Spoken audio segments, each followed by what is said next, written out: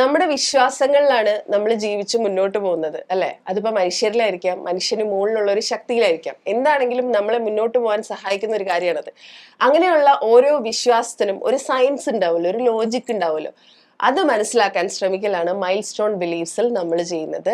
Hi, this is Manju and ഇന്ന് എൻ്റെ കൂടെയുള്ള ആൾ നമ്മുടെ ഗസ്റ്റ് ഒരു യൂട്യൂബറാണ്, ഒരു സ്പിരിച്വൽ എഡ്യൂക്കേറ്റർ ആണ്, and she is an occultist. അപ്പൊ ആദ്യം എനിക്ക് മനസ്സിലാക്കേണ്ടത് ഈ ഒക്കൾട്ടിസ്റ്റ് എന്ന വാക്കാണ്. അപ്പൊ let me begin with that. Shilpa, എന്താണ് ഈ ഒക്കൾട്ടിസ്റ്റ് എന്ന് പറഞ്ഞാൽ?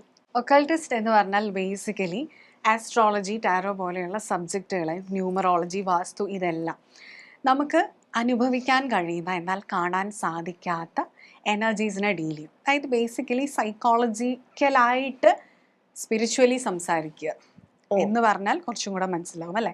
നമ്മളുടെ മനസ്സിനെ കുറിച്ച്, മനസ്സിൻ്റെ ഒരു സഞ്ചാരത്തിനെ കുറിച്ച്, അല്ലെങ്കിൽ ആത്മാവിൻ്റെ സഞ്ചാരത്തിനെ കുറിച്ച് നമ്മൾ പഠിക്കുക. ഈ സബ്ജക്റ്റാണ് ബേസിക്കലി ഒക്കൾട്ടിസ്റ്റ്. അപ്പം ഒക്കൾട്ട് സബ്ജക്റ്റ് അല്ലെങ്കിൽ മിസ്റ്റിക് സബ്ജക്ട്സ് എന്ന് പറയുന്നതിൻ്റെ അണ്ടറിൽ വരുന്ന കാര്യങ്ങളാണ് ആസ്ട്രോളജി പോലെയുള്ളത്, പാമിസ്ട്രി, ന്യൂമറോളജി, ഇതൊക്കെ. ഈ തെയ്യം, കളിയാട്ടം ഒക്കെ ഇതിന്റെ താഴെയാണ് വരുന്നത്. അങ്ങനെയും ഞാൻ വായിച്ചായിരുന്നു. തെയ്യം, കളിയാട്ടം, ഇങ്ങനത്തെ വിശ്വാസങ്ങളും കലാരൂപങ്ങളല്ലേ, അത് റിലീജിയസ് കലാരൂപങ്ങളല്ലേ, അത് ഓരോ വിശ്വാസത്തിന്റെ പുറത്ത്. എന്നാലും അത് ബേസിക്കലി കലാരൂപമായിട്ടാണ് കൂട്ട്. ഇത് ഒരു അനാലിസിസ് നടത്തുന്നതിന് വേണ്ടിയിട്ട് നമ്മൾ ഉപയോഗിക്കുന്ന ടൂൾസ് ആണ്. അപ്പൊ എന്റെ അനാലിസിസ് ആണെന്ന് ചോദിച്ചാൽ നമ്മളുടെ മനസ്സിന്റെ അനാലിസിസ് എന്ന് പറയാം. നമ്മൾ ഓരോരുത്തരും ഓരോ എനർജി വൈബ്രേഷൻസിലാണ് ഉള്ളത്. അപ്പോൾ ആ എനർജി വൈബ്രേഷൻ അനുസരിച്ചാണ് അവൻ്റെ ജീവിതത്തിലേക്ക് ഓരോ കാര്യങ്ങൾ അട്രാക്ട് ചെയ്തുകൊണ്ടിരിക്കുക. അപ്പോൾ എന്ത് ഞാൻ അട്രാക്ട് ചെയ്യുന്നു എൻ്റെ ലൈഫിലേക്ക് എന്നറിയാൻ വേണ്ടി നമ്മൾ ആ മനസ്സ് വായിക്കുക.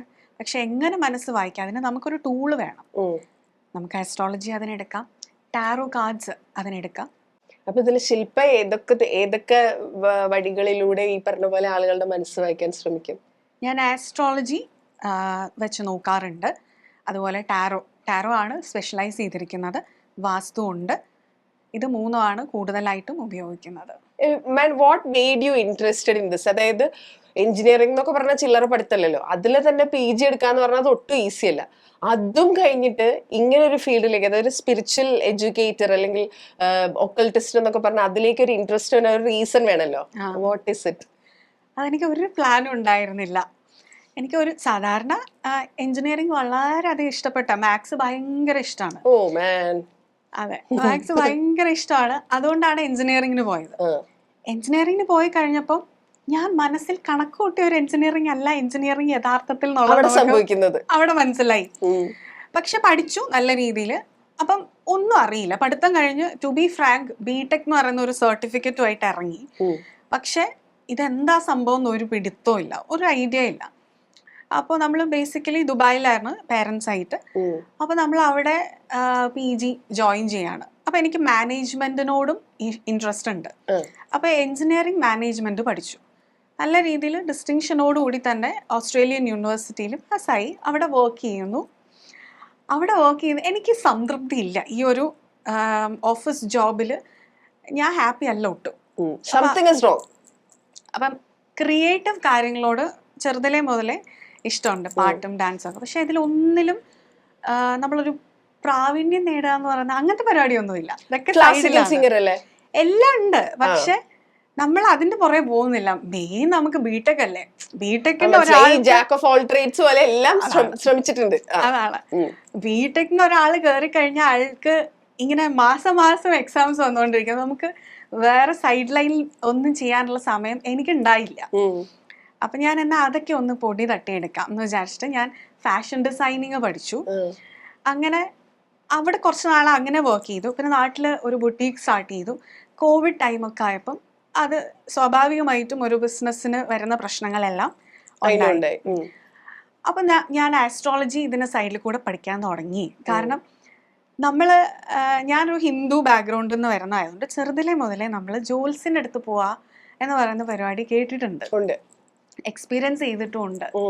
പക്ഷേ നമ്മൾ അവിടെ ചെല്ലുമ്പോൾ നമുക്ക് മനസ്സിലാത്ത ഭാഷയിൽ കുറേ കാര്യങ്ങൾ ഇവർ പറയും. ആ വഴിപാട് ചെയ്യുക, ഈ വഴിപാട് ചെയ്യുക. അപ്പം എനിക്ക് ചെറുതിലേ മുതലേ എൻ്റെ മനസ്സിലുള്ള ചോദ്യമാണ്, ഈ വഴിപാട് ചെയ്യുന്നതും നമ്മുടെ പ്രശ്നങ്ങളും തമ്മിൽ എന്ത് ബന്ധം? എനിക്ക് ഒരു ഐഡിയ കിട്ടാത്തൊരു കാര്യമാണ്. അപ്പോൾ നമ്മൾ ജോലിയുടെ കാര്യമാണെങ്കിൽ ഞാനിങ്ങനെ പല ഫീൽഡിൽ നിൽക്കുന്നു. അപ്പം വീട്ടുകാർക്ക് സ്വാഭാവികമായിട്ടും ഈ കുട്ടിയുടെ വഴി എന്താണ് ഇതിനൊക്കെ പോകുമ്പോൾ എനിക്കൊരു MNCയിൽ വളരെ ടോപ്പ് ലെവലിൽ ജോലി അങ്ങനെയൊക്കെയാണ് ഇവർ പറയുക. പക്ഷെ എൻ്റെ ഇൻട്രസ്റ്റ് അവിടെ അല്ല. അപ്പം ഇവർ പറയുന്നത് തെറ്റല്ലേ? അങ്ങനെ തോന്നി ആസ്ട്രോളജി പഠിക്കാൻ തുടങ്ങിയതാണ്. ഏകദേശം ഒരു 2017 ഞാൻ പഠിക്കാൻ സ്റ്റാർട്ട് ചെയ്തു. അപ്പോൾ കടൽ പോലെയാണ്. എനിക്ക് ആരും ഇല്ല ഹെൽപ്പ് ചെയ്യാൻ, പഠിപ്പിക്കാൻ. ആരെ വീട്ടിൽ ഈ ബാക്ക്ഗ്രൗണ്ടിലുള്ള ആരെങ്കിലും ഉണ്ടോ? ആരുമില്ല. എൻ്റെ വീട്ടിൽ അങ്ങനെ വലിയ റിലീജിയസ് പോലും അല്ല. നമ്മൾ അമ്പലത്തിൽ പോവും, അത് നമുക്കൊരു സമാധാനമാണ്. അതല്ലാതെ അങ്ങനെ വലിയൊരു റിലീജിയൻ ഫോളോ ചെയ്യുക അങ്ങനെ ഒന്നുമില്ല. വീട്ടുകാർ സ്ഥിരമായി നാമം ജപിക്കുക അങ്ങനത്തെ പരിപാടി പോലും ഇല്ല. പക്ഷെ നമുക്ക് ഈ ക്ലാസിക്കൽ മ്യൂസിക് ഇൻട്രസ്റ്റ് ഉള്ളതുകൊണ്ട് രാമായണം വായിക്കാനൊക്കെ ഭയങ്കര ഇൻട്രസ്റ്റ് ആണ്. അപ്പൊ അത് സ്ഥിരമായിട്ടുണ്ട്. അപ്പൊ അങ്ങനെ ഒരു സ്പിരിച്വൽ ലൈൻ ഉണ്ട്. പക്ഷെ ഈ റിലീജിയസ് വേയിൽ എന്തോ ഒരു താല്പര്യ കുറവുണ്ട്. അപ്പൊ ഇങ്ങനെ ആസ്ട്രോളജി പഠിക്കുന്നു. അപ്പോൾ പഠിപ്പിക്കാൻ ആരെ അപ്രോച്ച് ചെയ്യണമെന്ന് അറിയില്ല. ഒരുപാട് പുസ്തകങ്ങൾ വായിച്ചു. ഒരു 6 മാസത്തോളം ഞാൻ ഉറക്കമില്ലാതിരുന്ന് പഠിച്ചു. പെട്ടെന്ന് എങ്ങനെയോ എനിക്കറിയില്ല, ഒരു വെളിപാട് പോലെ എന്തൊക്കെയോ കാര്യങ്ങൾ മനസ്സിലായി. പിന്നീട് നല്ല ഗുരുക്കന്മാരെ കിട്ടി, അവരോട് ചോദിച്ച് കാര്യങ്ങൾ പഠിക്കുന്നുണ്ടായിരുന്നു. അങ്ങനെ നമ്മളൊരു വീട് വെക്കുന്ന ആ സമയത്ത് വരികയാണ്. അപ്പോൾ എനിക്ക് വാസ്തു നോക്കണം. 2 പേരെ നമ്മൾ അപ്രോച്ച് ചെയ്ത് 2 പേര് 2 കണക്കുകൾ പറയുന്നു. കണക്ക് എപ്പോഴും ഒന്നല്ലേ ഉണ്ടാവുക, കണക്ക് എങ്ങനെയാ പലതും വരിക. അപ്പം എന്താണ് ഇതിൻ്റെ കളി എന്ന് അറിയാനായിട്ടാണ് വാസ്തു പഠിക്കുന്നത്. അപ്പം വാസ്തു എന്നിട്ട് വീടിന് ഞാൻ തന്നെ ചെയ്തു. അപ്പം എനിക്കൊരു കോൺഫിഡൻസ് ഒക്കെ വന്നു. അപ്പോൾ ഒരു പോസിറ്റിവിറ്റി തോന്നി വീട്ടിൽ നിന്നപ്പോൾ ഒക്കെ. അപ്പം ഇങ്ങനെ ഫ്രണ്ട്സിനൊക്കെ നമ്മൾ ആ സമയത്ത് ചെയ്തു കൊടുക്കാൻ ആസ്ട്രോളജി അവരിങ്ങനെ ചോദിക്കാൻ തുടങ്ങി. അപ്പം അവർക്ക് നമ്മൾ പറയുന്ന കാര്യങ്ങൾ എന്തോ അവർക്ക് പ്രാക്ടിക്കലി യൂസ്ഫുൾ ആവാൻ തുടങ്ങി. ഞാൻ വഴിപാടൊന്നുമല്ല പറയുക. അപ്പം അവരുടെ സബ് കോൺഷ്യസ് മൈൻഡിൽ എന്താണ് എന്നുള്ളത് നമുക്ക് ഈ ആസ്ട്രോളജി നോക്കുമ്പോൾ മനസ്സിലാവും. അതായത് ഒരാൾ ജനിക്കുമ്പോൾ ഓരോ ഗ്രഹങ്ങളിൽ ഓരോ രാശിയിൽ നിൽക്കുമ്പോൾ അവർ എങ്ങനെയുള്ളൊരു പേഴ്സണാലിറ്റി ആണ് എന്നുള്ളത് നമുക്ക് ഏകദേശം കിട്ടും. പിന്നെ ഈ ഗ്രഹങ്ങൾ ഒരിടത്ത് തന്നെ നിൽക്കല്ല, ഇതിനെ ട്രാൻസിറ്റ് ചെയ്യും. ട്രാൻസിറ്റ് ചെയ്യുന്നത് വഴി ആ സമയങ്ങളിൽ ഇവരുടെയൊക്കെ മനസ്സിൽ പോകുന്ന ചിന്തകൾ, അത് ഇമോഷൻസ്, തോട്ട്സ് ഒക്കെ. പിന്നെ എക്സ്റ്റേണലി നമ്മൾ പറയല്ലോ താൻ പാതി ദൈവം പാതി എന്ന് പറയാം. അപ്പം ആ ദൈവം എന്ന് പറയുന്നത് നമ്മൾ അട്രാക്ട് ചെയ്ത് കൊണ്ടുവരുന്ന എനർജി തന്നെയാണ്. യൂണിവേഴ്സ് നമ്മളോട് റെസ്പോണ്ട് ചെയ്യുന്ന രീതിയാണ്. അപ്പോൾ അങ്ങനെയുള്ള എന്ത് കാര്യങ്ങളാണ് നമുക്കിപ്പോൾ ഉള്ളത്? പോസിറ്റീവായിട്ടാണോ നെഗറ്റീവായിട്ടാണോ? ഇപ്പോൾ ഒരാൾ ജോലി ആഗ്രഹിക്കുന്നു. ഇപ്പം ഞാൻ എൻ്റെ കാര്യം തന്നെ എടുത്താൽ ഞാൻ എൻജിനീയറിങ് ജോബിലേക്ക് പോകണം എന്ന് വിചാരിക്കുന്നു. പക്ഷെ ഇതെൻ്റെ നിയോഗമാണ്. ഇപ്പം എനിക്ക് 10ാം ഭാവം കുംഭരാശിയാണ്. കുംഭരാശിയിൽ ശനി അധിപനാണ്. ശനി അധിപനായി നിൽക്കുമ്പം ടെക്നോളജി പഠിക്കും ഉറപ്പാണ്. എൻജിനീയറിങ് നമുക്ക് പറയാം, ചൊവ്വ ശനിയൊക്കെ. ഞാനതുകൊണ്ട് അത് പഠിച്ചു, അത് നിയോഗമാണ്. പക്ഷെ ശനി ഉണ്ട്, അതിൽ വർക്ക് ചെയ്യും എന്നാണ് അപ്പം എല്ലാവരും പറയുന്നത്. പക്ഷെ എൻ്റെ 10ാം ഭാവത്തില് രാഹു ഉണ്ട്. 10ാം ഭാവാധിപൻ നിൽക്കുന്നത് 8ാം ഭാവത്തിലാണ് ശനി, അതായത് ധനുവിൽ നിൽക്കുകയാണ്. അപ്പോൾ ഇതുപോലെയുള്ള നമ്മൾ ധാർമ്മികപരമായ ഒരു എനർജി ഡീൽ ചെയ്യുന്ന കാര്യങ്ങളൊക്കെ സ്പിരിച്വൽ ആയിട്ടുള്ള, അതായത് ഒരു ക്ലീഷ ആയിട്ടുള്ള രീതി അല്ലാതെ ഒരു വ്യത്യസ്തമായ രീതിയിൽ എന്തെങ്കിലും ചെയ്യും എന്നുള്ളത് അവിടെ ഉണ്ട്. ഇത് ഞാൻ പഠിച്ചു കഴിയുമ്പോഴാണ് എനിക്ക് മനസ്സിലായത്. അതായത് നമ്മളിപ്പോ ബ്ലൈൻഡ് ആയിട്ട് അങ്ങനെ ഒരു കാര്യം പറയാണ്ട് അതിനൊരു സയന്റിഫിക് അല്ലെങ്കിൽ ഒരു ലോജിക്കലി ഒരു സാധനം കൂടി കൊടുത്തിട്ട് ചെയ്യാന്നുള്ളതാണോ? അങ്ങനെയല്ല. ഞാൻ ജന്മനാ ജനിച്ചപ്പോ ഈ ഒരു എനർജി ആയിട്ടാണ് ജനിച്ചിരിക്കുന്നത്. പക്ഷെ ഇത് എൻ്റെ ജീവിത രീതി കണ്ടിട്ട് എല്ലാവരും പറയാണ് ഈ കുട്ടി എൻജിനീയറിംഗ് കഴിഞ്ഞ് ഒരു MNCയിൽ വർക്ക് ചെയ്യും, അതും അബ്രോഡ് ആയിരിക്കും. കാര്യം രാഹു നിൽക്കുമ്പോൾ ഫോറിൻ എനർജി നമ്മൾ പറയും, അബ്രോഡ് ആണെന്ന് പറയുക. ശരിയാണ്, ഞാൻ എൻജിനീയറിംഗ് പഠിച്ചു, എൻജിനീയറിംഗ് ഫീൽഡിൽ വർക്ക് ചെയ്തു, അബ്രോഡും വർക്ക് ചെയ്തു. പക്ഷെ ഇപ്പോഴും അബ്രോഡ് ക്ലയൻസ് ഉണ്ട്, വേൾഡ് വൈഡ് തന്നെയാണ് ക്ലയൻസ്. പക്ഷെ ആ രാഹു കൊണ്ടുതരുന്ന ഒരു വ്യത്യസ്തത ഉണ്ട്. ആ വ്യത്യസ്തതയാണ് എന്നെ ഈ ഫീൽഡിലേക്ക് എത്തിച്ചത്. എൻ്റെ മനസ്സ് ഇങ്ങോട്ടേക്ക് ആകർഷിക്കപ്പെടുകയാണ്. അപ്പം ഇത് മുൻ ജന്മത്തിൽ നിന്നും 10ാം ഭാവത്തിൽ രാഹു നിൽക്കുക എന്ന് പറയുമ്പോൾ 4ാം ഭാവത്തിൽ 180 ഡിഗ്രി ആക്സസിൽ കേതു ഉണ്ട്. നാലാം ഭാവം എന്ന് പറയുന്നത് ഒരു വ്യക്തിയുടെ ഇമോഷൻസിനെ ഡീൽ ചെയ്യുന്നു. അതിൽ ശുക്രനും നിൽക്കുന്നുണ്ട്. അപ്പം കലാപരമായ കാര്യങ്ങളുണ്ട്, എസ്തെറ്റിക്സ് ഉണ്ട്, അതോടൊപ്പം സ്പിരിച്വാലിറ്റി ഉണ്ട്.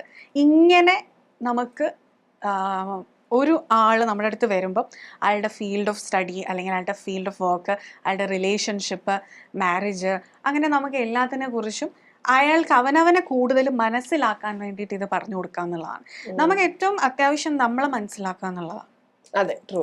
നമ്മളെ മനസ്സിലാക്കാത്തതുകൊണ്ടാണ് നമ്മൾ എക്സ്റ്റേണലി പോയിട്ട് ഗൈഡൻസ് എടുക്കുന്നത്, അല്ലെങ്കിൽ വാലിഡേഷൻസ് നോക്കുന്നത്, മറ്റുള്ളവർ പറയുന്നത് കേട്ട് ജീവിക്കാൻ ശ്രമിക്കുന്നത്, അല്ലേ?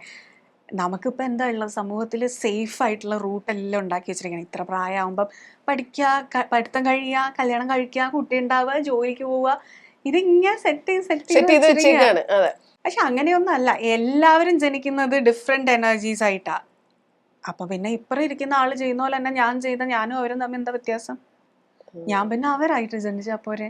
അപ്പൊ അങ്ങനെ, അപ്പൊ ഇതില് ആസ്ട്രോളജിക്കലി ഉള്ളതിലും കുറച്ചുകൂടെ സൈക്കോളജിക്കലി പറയാൻ ടാറോ കാർഡ്സ് ഹെൽപ്പ് ചെയ്യും. ആസ്ട്രോളജി ഹെൽപ്പ് ചെയ്യില്ല എന്നല്ല, കുറച്ചുകൂടെ ഒരു കോമൺ മാൻ മനസ്സിലാവുന്ന ഭാഷയിൽ പറഞ്ഞു കൊടുക്കാൻ നമുക്ക് ടാറോ കാർഡ്സ് വെച്ചിട്ട് പറ്റും. മനസ്സിലായി. അതായത് കറന്റ്ലി നിങ്ങൾ എന്ത് സിറ്റുവേഷൻ ഗോ ത്രൂ ചെയ്യുന്നു, നിങ്ങളുടെ സബ് കോൺഷ്യസ് എനർജി എന്താണ്, ഇപ്പം what you think you attract എന്നുള്ളതാണ്. അപ്പൊ നമ്മൾ എന്താ ഇപ്പൊ ചിന്തിക്കുന്നത് ഒന്നും വേണ്ട, നമുക്ക് ഇപ്പൊ ഫീൽ ചെയ്യുന്ന എക്സാക്ട് ഇമോഷൻ എന്താണ് എന്ന് ചോദിച്ചാൽ എത്ര പേർക്ക് ക്ലാരിറ്റിയോട് കൂടിയിട്ട് ആൻസർ ഉണ്ട്? നമുക്ക് ഇപ്പൊ ഫ്രസ്ട്രേഷൻ ഫീൽ ചെയ്യുന്നുണ്ടായിരിക്കും. ഓക്കെ, ഫ്രസ്ട്രേഷൻ എന്തിന്, കാരണം എന്ത്, അല്ലെങ്കിൽ ഇത് എവിടെ തുടങ്ങി, യഥാർത്ഥത്തിൽ ഇതിൻ്റെ പിന്നിൽ എന്താണ്? അപ്പം നമ്മൾ പുറകിലേക്ക് പോയി റൂട്ട് കോസ് എടുക്കണം. ആ റൂട്ട് കോസ് സബ് കോൺഷ്യസ് മൈൻഡിലാണ് കിടക്കുന്നത്. അപ്പോൾ കോൺഷ്യസ്ലി നമുക്ക് അതുമായിട്ട് ബന്ധം ഉണ്ടാവില്ല, നമ്മൾ അറിയില്ല. പക്ഷെ നമ്മൾ ഈ സ്പിരിച്വൽ ആയിട്ടുള്ള കാര്യങ്ങൾ ചെയ്യുമ്പോൾ, ഫോർ എക്സാമ്പിൾ മെഡിറ്റേഷൻ, ധ്യാനം, ഇതൊക്കെ ചെയ്യുമ്പോൾ നമ്മൾ എക്സ്റ്റേണൽ വേൾഡിൽ നിന്ന് കുറച്ച് എക്സ്റ്റേണൽ ഡിസ്റ്റർബൻസസിൽ നിന്ന് അല്ലെങ്കിൽ ഡിസ്ട്രാക്ഷൻസിൽ നിന്ന് നമ്മളൊന്ന് കട്ട് ചെയ്യുക. നമ്മൾ നമ്മളിലേക്ക് നോക്കാനായിട്ട് തുടങ്ങും. അങ്ങനെ നമ്മളിലേക്ക് നോക്കുമ്പോൾ നമ്മുടെ ഉള്ളിലുള്ളതുമായിട്ട് നമുക്ക് കണക്ഷൻ വരുന്നു. അപ്പം ഇവിടെയാണ് പറയുന്നത് മാനിഫെസ്റ്റ് ചെയ്യപ്പെടുന്നു എന്നൊക്കെ. അതെന്താന്ന് വെച്ചാൽ നമ്മളുടെ യഥാർത്ഥ ആഗ്രഹങ്ങൾ ഉള്ളിലാണ് കിടക്കുന്നത്. അത് നമ്മൾ തിരിച്ചറിഞ്ഞ് നമ്മൾ അതുമായിട്ട് കണക്ട് ചെയ്യുന്നു. അല്ലെങ്കിൽ നമുക്കൊരാഗ്രഹമുണ്ട്, ആ ആഗ്രഹത്തിലേക്ക് നമ്മളുടെ സബ് കോൺഷ്യസ് മൈൻഡിനെ നമ്മൾ കൊണ്ടെത്തിക്കുന്നു കോൺഷ്യസ് എഫേർട്ടിലൂടെ. മനസ്സിലായി. ഓക്കെ, അപ്പൊ ഞാൻ ഇതിന്റെ ഇടയിൽ ഒന്ന് കട്ട് ചെയ്യട്ടെ. ശില്പ ചോദിച്ച ആദ്യത്തെ ചോദ്യം ഉണ്ടല്ലോ, അതായത് ഇപ്പൊ ആസ്ട്രോളജി പഠിക്കുക അല്ലെങ്കിൽ സ്പിരിച്വൽ ഫീൽഡിലേക്ക് വരാൻ ശില്പയ്ക്ക് കാരണമായ ചോദ്യം, ഈ വഴിപാടുകളൊക്കെ കഴിക്കുന്നത് എന്തിനാ എന്നൊരു ചോദ്യം. അതായത് ഇപ്പൊ നമ്മൾ എല്ലാ സാധാരണക്കാരും ചോദിക്കുന്ന ഒരു കാര്യമാണ്, ദൈവങ്ങൾക്ക് എന്തിനാണ് ഇപ്പൊ നമ്മുടെ കാശ് കിട്ടിയിട്ട് നമ്മൾ കൊണ്ട് അമ്പലത്തിലും പള്ളിയിലും ഒക്കെ കൊണ്ട് ഈ കാശ് കൊടുക്കേണ്ട, വഴിപാട് കഴിക്കേണ്ട ആവശ്യം എന്താണ് എന്നുള്ളത്. ആ question what is your answer? ഇതിപ്പം നമ്മളുടെ മാനിഫെസ്റ്റേഷൻ എന്ന് ഞാനിപ്പോ പറഞ്ഞു. ഈ prayers are kind of manifestation. Okay, നമ്മൾ പ്രാർത്ഥിക്കുന്നത് അല്ലേ, വീട്ടിലിരുന്ന് പ്രാർത്ഥിച്ചാലും മതി. അമ്പലത്തിൽ പോകുമ്പോൾ നമുക്ക് കുറച്ചും കൂടെ പോസിറ്റിവിറ്റി കിട്ടും, അല്ലെ? അമ്പലം, പള്ളി, ഇങ്ങനെയുള്ള കാര്യത്തിലെല്ലാം അതിൻ്റെതായ ഒരു പരിശുദ്ധിയും ഒരുപാട് പേരുടെ നാമജപങ്ങളും പ്രാർത്ഥനകളും പോസിറ്റിവിറ്റി മാത്രം നിറഞ്ഞിരിക്കുന്ന ഒരു സ്ഥലത്ത് ഒരു ഓറ, അവിടുത്തെ ഒരു അറ്റ്മോസ്ഫിയർ അതൊന്നും വേറെ തന്നെയാണ്. അപ്പൊ നമ്മൾ അവിടെ പോയി നിന്ന് പ്രാർത്ഥിക്കുമ്പോൾ നമ്മുടെ വിശ്വാസമാണ് അത് നടക്കുന്നുള്ളത്. വിശ്വസിക്കാത്ത ഒരാൾ പ്രാർത്ഥിച്ചിട്ട് ഒരു കാര്യമില്ല. അതുപോലെ പ്രാർത്ഥിക്കുമ്പോൾ പോയിട്ട് നെഗറ്റീവ്, ഇപ്പം നമുക്ക് ഫിനാൻഷ്യൽ ഡെപ്റ്റ്സ് ആണ്, നമുക്ക് കടങ്ങളുണ്ടെന്ന്, ഈശ്വര ഭഗവാനെ എൻ്റെ കടങ്ങളെല്ലാം തീർത്തരണേ, നാളെ കടം ഒന്നുകൂടെ കൂടി കിട്ടും, നാളെ മുതൽ കൂടി കിട്ടും. എന്താ ഇവൻ അട്രാക്ട് ചെയ്യുന്ന എന്താ? കടം. അല്ല, പക്ഷെ കടം തീർക്കാനല്ലേ നമ്മൾ പ്രാർത്ഥിക്കുന്നത്? അതിങ്ങനെ പ്രാർത്ഥിക്കാം, എന്നിലേക്ക് വരാനുള്ള മണി ഫ്ലോ നന്നായി വരട്ടെ, എൻ്റെ അബണ്ടൻസ് വർദ്ധിക്കട്ടെ. ഇത് പ്രാർത്ഥിക്കൂ. നിങ്ങളിലേക്ക് അബണ്ടൻസ് അട്രാക്ട് ചെയ്യും. കാര്യം നിങ്ങൾ എന്തിലാണ് അവിടെ ഫോക്കസ് ചെയ്തിട്ടുള്ളത്? നിങ്ങളെ മനസ്സുകൊണ്ട് ഫോക്കസ് ചെയ്യുന്ന, അല്ലെങ്കിൽ നിങ്ങളെ തോട്ട്സ് കൊണ്ട് ഫോക്കസ് ചെയ്യുന്ന എന്താ, അതാ നിങ്ങൾ അട്രാക്ട് ചെയ്യുന്നത്. അപ്പം ഇത് അമ്പലത്തിൽ പോയിട്ടും വീട്ടിലിരുന്നിട്ടും നിങ്ങൾക്കിത് ചെയ്യാം, ഫോക്കസ് ഉണ്ടായാൽ മതി. അപ്പം നമ്മൾ പ്രാർത്ഥനകൾ അല്ലെങ്കിൽ വഴിപാട്, അല്ലേ, വഴിപാടാ ചോദിച്ചത്. ഈ വഴിപാട് ചെയ്യുമ്പോൾ നമ്മളുടെ മനസ്സിൽ ആ പോസിറ്റീവ് ചിന്ത ഉണ്ടാവാനുള്ള ഒരു പ്രേരണ വരിക ചെയ്യുന്നത്. ഇത് നടക്കുന്നുള്ള വിശ്വാസം കൂടാണ്, അതാണ് നടക്കുന്നുള്ള വിശ്വാസം. നമ്മൾ ഒരു എഫേർട്ട് എടുക്കല്ലേ. നമ്മൾ എന്ത് എഫേർട്ട് എടുക്കുന്നോ അതിന് തത്തുല്യമായിട്ട് നമ്മളുടെ ലൈഫിലേക്ക് കാര്യങ്ങൾ വരുള്ളൂ. ഓക്കെ, ഫോർ എക്സാമ്പിൾ ഇപ്പോൾ ഒരാള് വെയിറ്റ് ലോസ് ചെയ്യാൻ ആഗ്രഹിക്കുകയാണ്. അവനെന്നും വെയിറ്റ് ലോസ് ചെയ്യണം എന്ന് വിചാരിച്ചിട്ട് ഒരു ചോക്ലേറ്റും കഴിച്ചുകൊണ്ടിരുന്ന അവന് വെയിറ്റ് ലോസ് ആവില്ല. അവൻ എഫേർട്ട് എന്താ അവിടെ എടുക്കുന്നത്? ഡയറ്റ് കൺട്രോൾ ചെയ്യണം, വർക്ക്ഔട്ട്. അവനെ എടുക്കുന്നില്ല എഫേർട്ട്. അതേസമയം അവന് എഫേർട്ട് എടുക്കുക, ഒരു 10 മിനിറ്റ് നടന്നു. ഇത് കൺസിസ്റ്റന്റ് ആയിട്ട് അവൻ 6 മാസം ചെയ്തു, അവന് മാറ്റം വരും അല്ലേ? ഇതുപോലെയാണ് നമ്മളുടെ മനസ്സിലൊരു ആഗ്രഹമാണ് നമുക്ക് ജോലി കിട്ടണം, അല്ലെങ്കിൽ നമുക്ക് വിചാരിച്ച ആഗ്രഹം നടക്കണം എന്ന് വിചാരിച്ചിട്ട് നമ്മൾ അമ്പലത്തിൽ പള്ളിയിലൊക്കെ പോയിട്ട് നമ്മളൊരു വഴിപാട് കഴിപ്പിക്കുമ്പോൾ അത് നമ്മളുടെ എഫേർട്ടിനെ അവിടെ സൂചിപ്പിക്കുന്നത്, അല്ലാതെ ആ വഴിപാട് അവിടെ നടത്തേണ്ട കാര്യമൊന്നുമില്ല. വഴിപാടൊക്കെ നടക്കുമ്പോൾ ആ സ്ഥാപനം നടന്നു പോകും എന്നുള്ളത് മാത്രമേ ഉള്ളൂ. പക്ഷെ നമ്മളത് ചെയ്യുമ്പോൾ എന്താ ശരിക്കും നമ്മുടെ എഫേർട്ട് അവിടെ കാണുന്നത് അല്ലേ? നമ്മൾ എടുക്കുക ഒരു എഫേർട്ട്. എൻ്റെ അറിവുകൊണ്ട് എനിക്കിപ്പോൾ ഇതേ അറിയുള്ളൂ, ഞാൻ ആ എഫേർട്ട് എടുത്തു. അതെടുക്കുമ്പോൾ എനിക്ക് അടുത്ത വാതിൽ ഓപ്പണായി വരുമായിരിക്കും. ഞാനപ്പോൾ ആ വാതിൽ എടുക്കുമ്പോഴാണ് അടുത്ത എഫേർട്ട് ആകുന്നത്. അങ്ങനെയാണ് നമ്മളുടെ ആഗ്രഹത്തിലേക്ക് എത്തുക. നമുക്ക് സ്വിച്ച് ഇട്ടതുപോലെ മനസ്സ് മാറില്ല. കാര്യം നമ്മൾ മനുഷ്യരെല്ലാം ഹാബിച്വൽ ബീങ്സ് ആണ്. ഒരു ഹാബിറ്റ് ഫോം ചെയ്യണമെങ്കിൽ മിനിമം എത്ര ദിവസം എടുക്കുന്നുണ്ടാവും? 21 ദിവസം എന്നല്ലേ പറഞ്ഞിട്ടില്ല, മിനിമം 21 അല്ലെ? നമ്മൾ 21 ഡേയ്സ് ഒരേ കാര്യം നമ്മൾ ചെയ്യുമ്പോൾ അതൊരു ഹാബിറ്റ്. അത് നമുക്ക് ഓട്ടോമാറ്റിക്കലി ഒരു 22ാമത്തെ ദിവസമൊക്കെ ആകുമ്പോഴേ നമുക്ക് അത് ചെയ്യണം, ആ സമയമാകുമ്പോൾ എന്നുള്ള ഓർമ്മ വരാൻ തുടങ്ങും.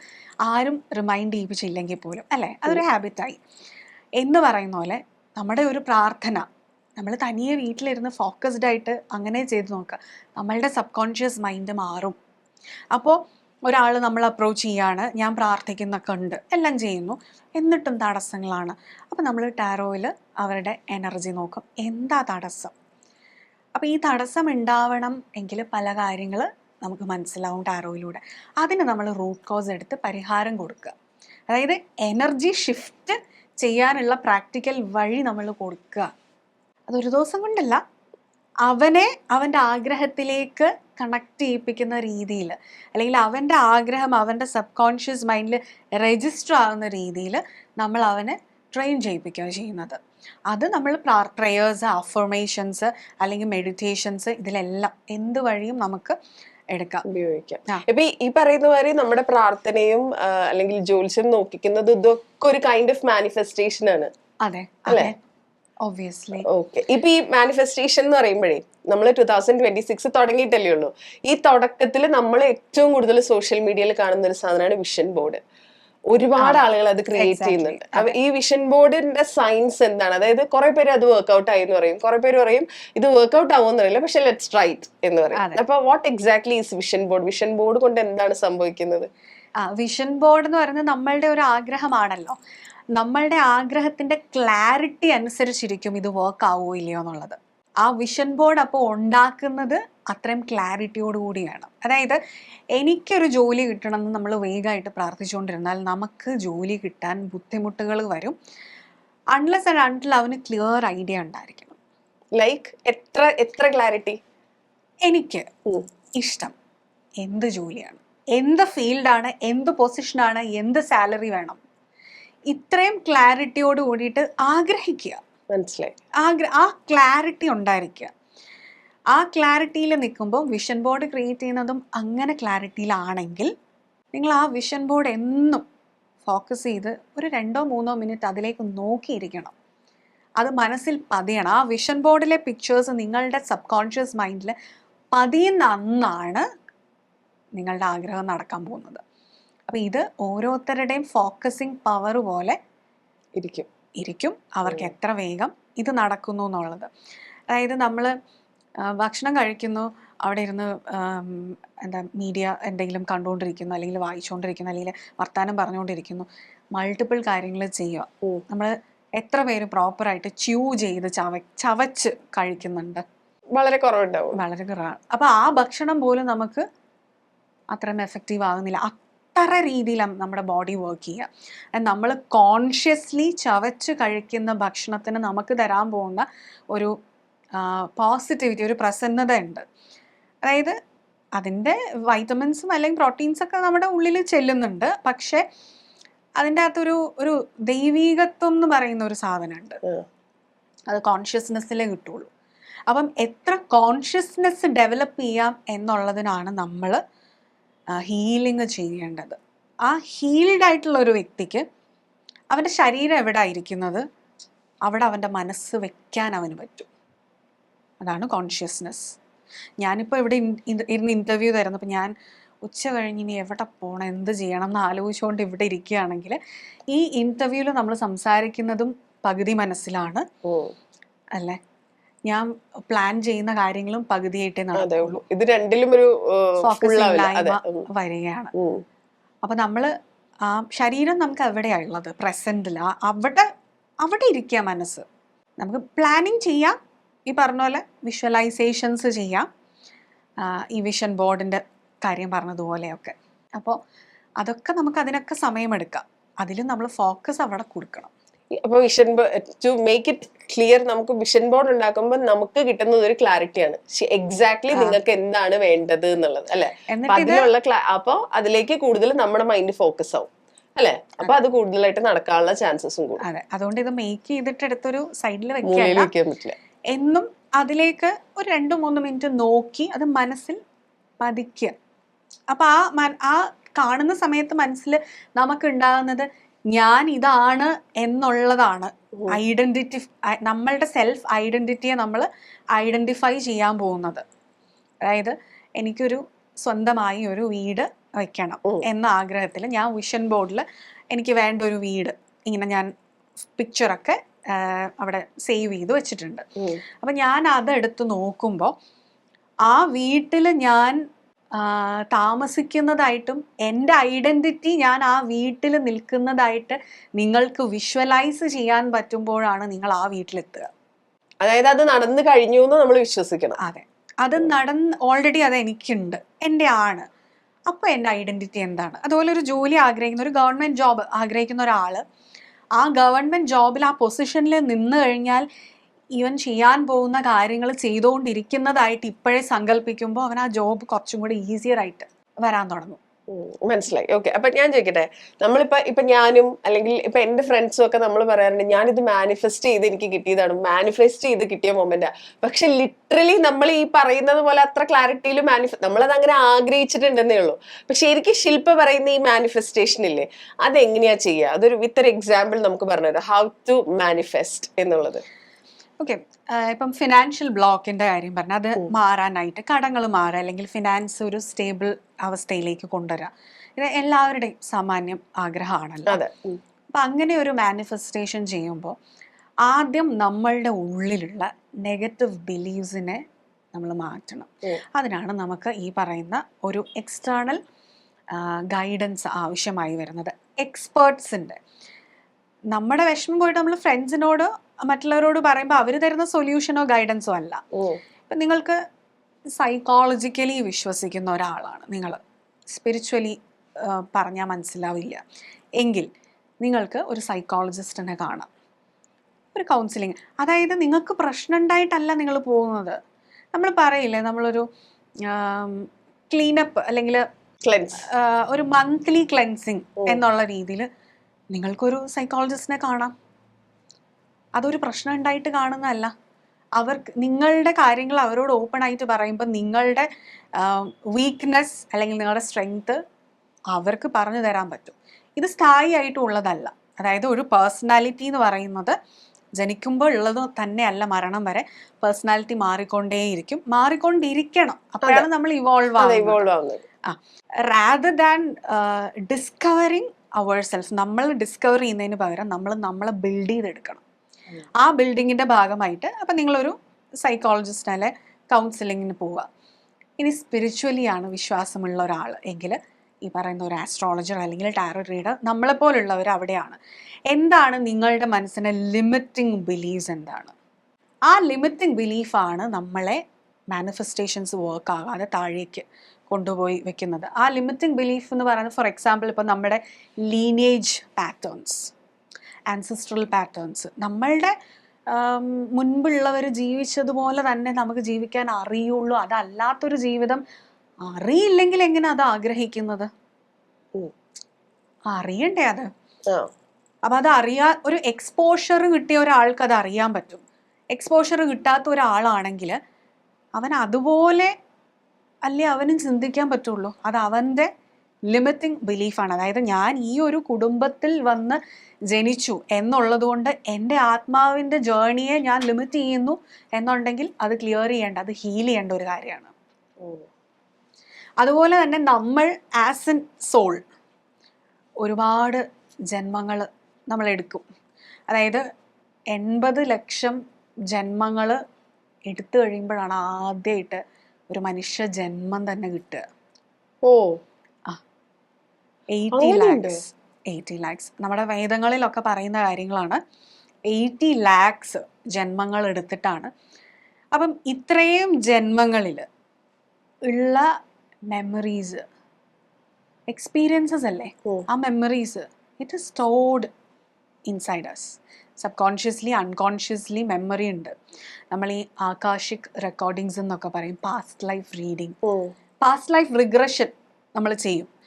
അതിൽ ഈ പാസ്റ്റ് ലൈഫിൽ ഉള്ള നമ്മളുടെ കർമ്മകൾ നമ്മളെ ഇപ്പോൾ ലിമിറ്റ് ചെയ്യുന്നുണ്ട്. അതായത് ഇത്രയേ ഉള്ള കാര്യം, every action has N equal and opposite reaction. ഇത്രയും ബേസിക് ആയിട്ടുള്ള സയൻസ് ഓർക്കുക. അപ്പം നമ്മൾ ചെയ്തിട്ടുള്ള കാര്യങ്ങൾ, നമ്മളുടെ എല്ലാവരുടെ ആത്മാവ് ഭയങ്കര ഉള്ളിൻ്റെ ഉള്ളിൽ ഭയങ്കര ന്യായമായിട്ട് പോകുന്ന ഒരു എനർജിയാണുള്ളത്. അതായത് ശനിയുടെ എനർജി എന്ന് പറയും, ന്യായത്തിൻ്റെ എനർജിയാണ്. പക്ഷേ നമ്മളുടെ ജീവിത സാഹചര്യത്തിൽ നമ്മൾ ഇത് മറന്നുപോകും.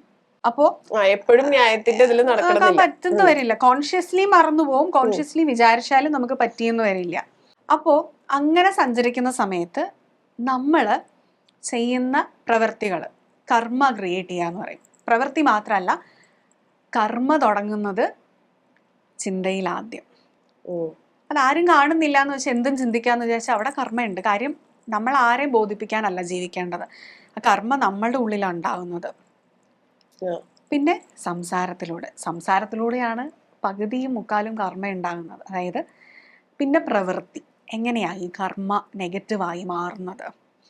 എൻ്റെ ശരീരത്തിനെയോ മനസ്സിനെയോ ആത്മാവിനെയോ വേറൊരാളുടെ ശരീരത്തിനെയോ മനസ്സിനെയോ ആത്മാവിനെയോ ഹേർട്ട് ചെയ്യുന്ന രീതിയിൽ ഞാൻ ചിന്തിക്കുക, സംസാരിക്കുക, പ്രവർത്തിക്കുക ചെയ്യുമ്പോൾ അറിഞ്ഞോ അറിയാതെയോ കർമ്മ ക്രിയേറ്റ് ആവുകയാണ്. എന്റെ മനസ്സിനെ വേദനിപ്പിച്ചാലും അത് കർമ്മയായിട്ട് മാറും. പിന്നെ ഭഗവത്ഗീതയിൽ ഭഗവാൻ പറയുന്നത് ഇങ്ങനെയാണ്, നമുക്ക് ഏറ്റവും അധികം ഡ്യൂട്ടി ഉള്ളത്, കടമയുള്ളത് നമ്മളോടാണ്. കാരണം നമ്മളുടെ ആത്മാവ് ഇത്ര ബുദ്ധിമുട്ടി ഇങ്ങനൊരു ശരീരവും ആ ശരീരത്തിനെ പ്രവർത്തിപ്പിക്കാൻ ഒരു മനസ്സുമായിട്ട് ജന്മമെടുക്കുന്നത് ആ ആത്മാവിൻ്റെ ഗ്രോത്ത്, ലക്ഷ്യങ്ങൾ, പർപ്പസുകൾ ചെയ്യാൻ, ഇവോൾവ് ചെയ്യാൻ. അതൊന്നും ചെയ്യാതെ മടിയും പിടിച്ചൊരു മൂലക്കിരുന്ന നമ്മൾ ആരെയും ദ്രോഹിക്കണ്ട, കൊലപാതകം ചെയ്യണ്ട, ആരെയും കുറ്റം പറയണ്ട, ഗോസിപ്പ് പറയണ്ട. നമ്മൾ ചെയ്യാനുള്ളത് ചെയ്യാതെ അവിടെ ഇരുന്നാൽ മതി. അവനാണ് ഏറ്റവും കർമ്മ ഉണ്ടാക്കുന്നത്. ഓ മാൻ, മടി പിടിച്ചിട്ട് പെട്ടൂലേ? അയ്യോ, മടിയാണ് ഏറ്റവും വലിയ കർമ്മ. അല്ല, ഞാൻ ചോദിക്കട്ടെ, നമ്മളിപ്പോ അതായത് ഇപ്പൊ ഒരു മെജോറിറ്റിയോട് ചോദിച്ചു കഴിഞ്ഞാൽ അവർ പറയും ഇല്ല ഞാൻ കർമ്മയിൽ വിശ്വസിക്കുന്നില്ല എന്ന് പറയും. അതിന് കാരണം എന്താ വെച്ചാൽ നമുക്ക് പേഴ്സണലി അറിയാവുന്ന ഭയങ്കര കച്ചറ സ്വഭാവമുള്ള ചില മനുഷ്യന്മാരെ നമ്മൾ കാണും. അതായത് we know exactly what they did, പക്ഷെ നമ്മൾ കാണുന്നത് അവരുടെ ഗ്രോത്ത് ആണ്. അവരെന്തൊക്കെ ചെയ്താലും ഇങ്ങനെ മുകളിലേക്ക് പോയിക്കൊണ്ടിരിക്കും. അപ്പൊ അങ്ങനെയുള്ള നോക്കുമ്പോൾ എവിടെ കർമ്മ എവിടെ എന്ന് നമ്മൾ ചോദിക്കും. അവിടെയാണ് പാസ്റ്റ് ലൈഫ് റെലവൻസ്. അതായത് ഇപ്പൊ ഈ പറഞ്ഞ മുൻപ് ഉള്ള 80 ലക്ഷം ജന്മങ്ങളില് നല്ലതാണോ? 80 ലക്ഷം ജന്മം എടുത്തു കഴിയുമ്പോൾ നമുക്ക് ആദ്യം ഒരു മനുഷ്യ ജന്മം കിട്ടും. 4 ലക്ഷത്തോളം മനുഷ്യ ജന്മങ്ങൾ കഴിയുമ്പോഴാണ് നമുക്ക് മോക്ഷം കിട്ടുക, അല്ലെങ്കിൽ ലിബറേഷൻ, അല്ലെങ്കിൽ നമുക്ക് ഇങ്ങനെ പറയാം നമ്മളുടെ സോൾ എന്ന് പറയുന്ന ഒരു ലൈഫ് ഫോഴ്സ് ആണ്, ഒരു ജീവൻ, അത് എക്സ്പയർ ആകുന്നു എന്ന് പറയാം. അത് ഇപ്പൊ നമ്മൾ പഞ്ചഭൂതമായ ശരീരത്തിൽ നമ്മളുടെ ആത്മാവ് ഇരിക്കുകയാണ്. ഇത് സംയോജിക്കുമ്പോഴാണോ നമ്മൾ എന്ന ഐഡന്റിറ്റി ഉണ്ടാകുന്നത്. മഞ്ജു എന്ന് പറയുന്ന ഐഡന്റിറ്റി എന്താണ്? മഞ്ജുവിന്റെ ആത്മാവും ആ പഞ്ചഭൂതമായ ശരീരവും ആ മനസ്സും, ആ മനസ്സിന്റെ അകത്തൂടെ എന്തൊക്കെ കൊണ്ടുവന്നിട്ടുണ്ട്? മഞ്ജുവിന്റെ പാസ്റ്റ് ലൈഫിൽ നിന്ന് മഞ്ജു ചെയ്ത എല്ലാ കർമ്മങ്ങളും, അതിന്റെ പോസിറ്റീവ്സ് ആണ്. നല്ല ആരോഗ്യമായി നല്ല രീതിയിൽ ജീവിക്കാൻ പറ്റുന്നതെല്ലാം നമ്മളുടെ ബ്ലെസ്സിങ്സ് ആണ്. നമ്മളുടെ പോസിറ്റീവ് കർമ്മ ഉണ്ടാവുമ്പോൾ, ഏറ്റവും പോസിറ്റീവ് കർമ്മ കൂടി നിൽക്കുമ്പോഴാണ് നമ്മൾ ഇന്ന് ഏറ്റവും ഹൈലി അഡ്വാൻസ്ഡ് ആയിട്ടുള്ള ഒരു നെർവസ് സിസ്റ്റം ഉള്ള മനുഷ്യജനം നമ്മളുടെ അറിവിൽ ആയിട്ട് നമ്മൾക്ക് ജനിക്കാനായിട്ട് അവസരം ഉണ്ടാവുന്നത്. അപ്പം അത്രയും റിഫൈൻഡ് ആവും നമ്മൾ, ഒരു സോൾ അത്രയും റിഫൈൻഡ് ആവും. പിന്നെ ഉള്ളത് ചെറിയ ചെറിയ നെഗറ്റീവുകളാണ്. ആ നെഗറ്റീവിനെ തന്നെ നമ്മൾ ഇത്രയും അനുഭവിക്കുമ്പോൾ നമ്മൾ അത് ഹീല് ചെയ്യുക. ചെയ്തതിനെ ഇല്ലാതാക്കാൻ പറ്റില്ല, പക്ഷെ നമുക്കതിന് പരിഹാരങ്ങൾ ചെയ്യുക. ഇപ്പം നമ്മൾ കണ്ണി കൊള്ളേണ്ടതിനെ പുരികത്ത് കൊണ്ടുവിടുക, അല്ലെങ്കിൽ അറ്റ്ലീസ്റ്റ് അവെയർനെസ് ഉണ്ടാവുക. ഞാൻ ഇപ്പം എന്തൊക്കെയോ ബുദ്ധിമുട്ട് എൻ്റെ ലൈഫിൽ ഇപ്പം അനുഭവിക്കുന്നുണ്ട് എങ്കിൽ ഇത് എൻ്റെ തന്നെ കർമ്മയുടെ റിഫ്ലക്ഷനാണ്. പുറത്തൊരാൾ എന്നോട് വഴക്കുണ്ടാക്കി, എൻ്റെ അച്ഛനോ അല്ലെ അമ്മയോ എൻ്റെ പാർട്ട്ണറോ അടുത്ത് വഴക്കുണ്ടാക്കി, അത് എൻ്റെ ഉള്ളിലെ എനർജി അവർ റിഫ്ലക്റ്റ് ചെയ്ത് കാണിച്ചത്. അപ്പോൾ അവരെ പോയിട്ട് കുറ്റം പറയുകയാണെങ്കിൽ നമ്മളൊന്നും പഠിക്കില്ല, നമ്മൾ അവരെ ബ്ലെയിം ചെയ്യുകയാണെങ്കിൽ നമ്മളൊന്നും പഠിക്കില്ല. പക്ഷെ അതേസമയം അവിടെ ഒരു വഴക്കുണ്ടായി എന്നുണ്ടെങ്കിൽ എൻ്റെ ഉള്ളിൽ ഞാൻ മാറ്റേണ്ടത് എന്താണ് എന്ന് ചിന്തിക്കുന്നിടത്ത് നമുക്ക് ഗ്രോത്ത് ഉണ്ടാവുന്നു, അവിടെ കർമ്മ ക്ലിയറൻസ് നടക്കുന്നു. അങ്ങനെ നമ്മൾ റിഫൈൻഡായി വരുമ്പോഴാണ് നമ്മളുടെ മാനിഫെസ്റ്റേഷൻസ് വർക്ക് ആവുക. ഈ ചെറിയ ചെറിയ കാര്യങ്ങളിലേക്ക് റിസീവ് ചെയ്യാൻ നമ്മൾ റെഡി ആണെങ്കിൽ ചെറിയ ചെറിയ മാനിഫെസ്റ്റേഷൻസ് നടക്കും.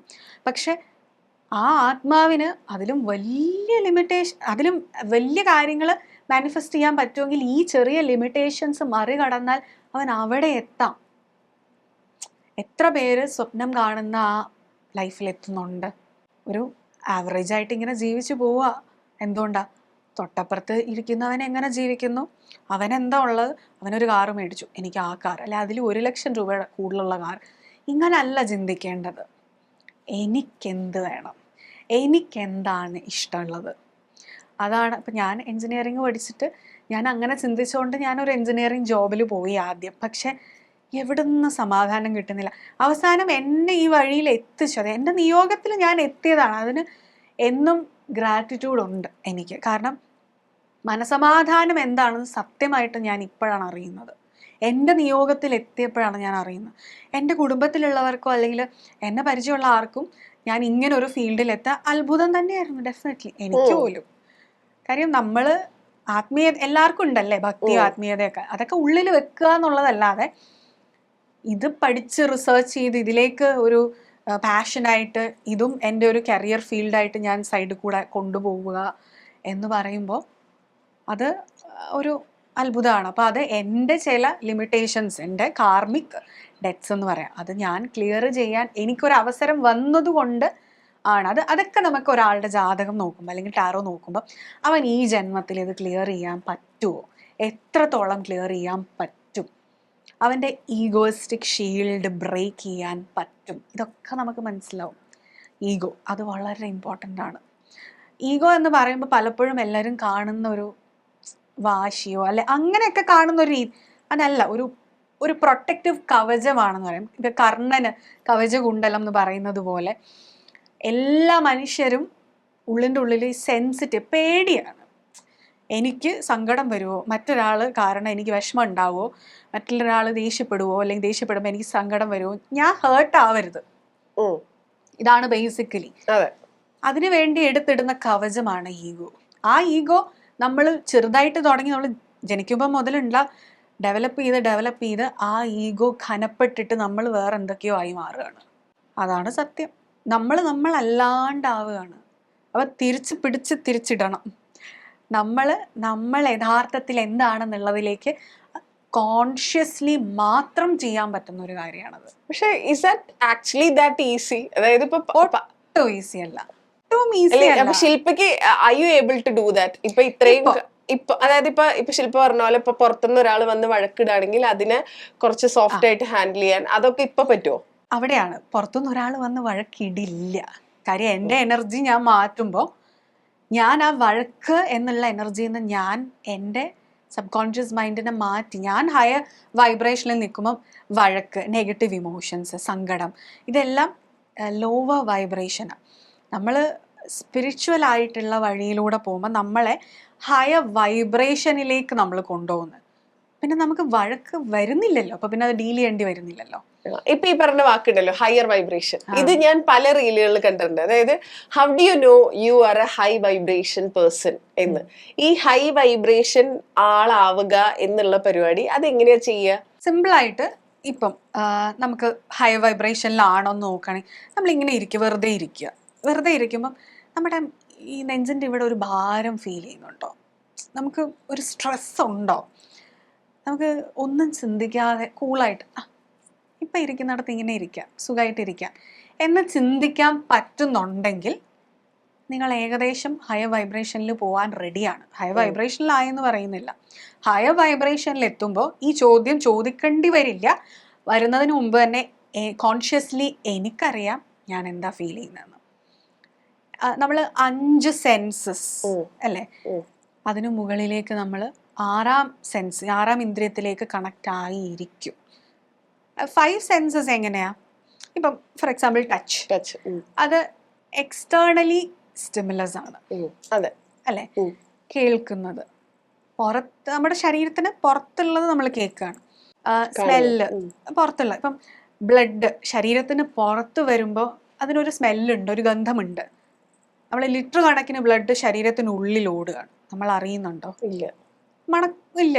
അതുപോലെ ഇത്രയും കോംപ്ലക്സ് ആയിട്ടുള്ള ഒരു ഹ്യൂമൻ ബോഡി വർക്ക് ചെയ്യുന്ന എന്തെങ്കിലും സൗണ്ട് നമ്മൾ കേൾക്കുന്നുണ്ടോ? ഇല്ല, നമ്മൾ കേൾക്കുന്നില്ല. നമ്മൾ പൾസ് പോലും നമ്മളിങ്ങനെ വെക്കുമ്പോൾ നമ്മൾ എന്തോ ഒരു ഫീലിംഗ് അല്ലേ?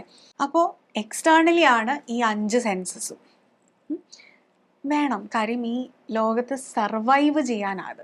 അപ്പൊ അതെന്താ? 5 സെൻസസ് എന്താണ്? സർവൈവൽ ഇൻസ്റ്റിങ്സ് ആണ്. ഈ 5 സെൻസസിൽ നിൽക്കുമ്പോൾ നമ്മൾ സർവൈവൽ മോഡിലാണ്. നമുക്ക് എങ്ങനെയെങ്കിലും ഈ സിറ്റുവേഷനെ സർവൈവ് ചെയ്യണമെന്നല്ലേ ഉണ്ടാവുക. അങ്ങനെ നിൽക്കുമ്പോൾ നമ്മൾ എങ്ങനെ ആഗ്രഹങ്ങൾ നേടുക? ഇതെങ്ങനെയും കടന്നു പോകണം. അതായത് നമ്മൾ രക്ഷപ്പെടണം എന്നല്ലേ ചിന്തിക്കുന്നത്. അവിടെ നമ്മൾ 5 സെൻസസിനെ മാസ്റ്റർ ചെയ്യാൻ പഠിക്കണം. അതായത് നമ്മളെ ഇതൊന്നും ഡിസ്റ്റർബ് ചെയ്യുന്നില്ല, ഇതൊന്നും വേണ്ടെന്നല്ല, ഇതെല്ലാം കോൺഷ്യസ്ലി ഞാൻ അവെയറാണ്, പക്ഷെ ഇതൊന്നും എന്നെ ഡിസ്റ്റർബ് ചെയ്യുന്നില്ല. ഞാൻ ഇങ്ങനെ ഇരിക്കുമ്പോൾ വലിയൊരു സൗണ്ട് കേട്ടാലും എൻ്റെ ഫോക്കസ് ഞാൻ ചെയ്യുന്ന പ്രവൃത്തിയിൽ ഉണ്ടാവുന്നു. അവിടെ ഞാൻ നല്ല ഷാർപ്പായിട്ട് കേൾക്കുന്നുണ്ട്, പക്ഷെ ആ കേൾവി എന്നെ അഫക്റ്റ് ബാധിക്കുന്നില്ല. അങ്ങനെ 5 സെൻസസും കടന്നു ചെല്ലുമ്പോൾ നമ്മൾ 6th സെൻസുമായിട്ട് കണക്ട് ചെയ്യാൻ തുടങ്ങും. നമ്മളുടെ ഇൻറ്റ്യൂട്ടീവ്, അതായത് നമ്മളുടെ സോൾ ലാംഗ്വേജ് ആണ് ഇൻറ്റ്യൂഷൻ. ദ വേ ആ സോൾ കമ്മ്യൂണിക്കേറ്റ്സ് വിത്ത് അസ്. ഈ ഗട്ട് ഫീൽ എന്നൊക്കെ പറയുന്നത്, ഗട്ട് ഫീല് അത് ഗട്ടിലൂടെയാണ് ആദ്യം പറഞ്ഞു തരിക. നമുക്ക് എന്ത് കാര്യങ്ങളും നമ്മുടെ ഗട്ടിലാണ് ആദ്യം മനസ്സിലാവുക. അതായത് നമുക്കത് മനസ്സിലാവും. ഇപ്പം നമ്മൾ ഒരു സാഹചര്യത്തിൽ ആദ്യമായിട്ട് ചെല്ലുന്ന ഒരു റൂമിലേക്ക് ആദ്യം കയറി ചെല്ലുമ്പോൾ നമുക്ക് പെട്ടെന്ന് അവിടുത്തെ ഓറ കിട്ടും, നമുക്ക് പെട്ടെന്ന് അവിടുത്തെ ആൾക്കാരെ നമുക്ക് മനസ്സിലാവും. പക്ഷെ സെക്കൻഡ് തോട്ടിൽ നമ്മൾ അനാലിസിസ് തുടങ്ങും, മൈൻഡ് പ്ലേ തുടങ്ങും. അപ്പം ഇൻറ്റ്യൂഷനെ നമ്മൾ കേൾക്കുന്നില്ല.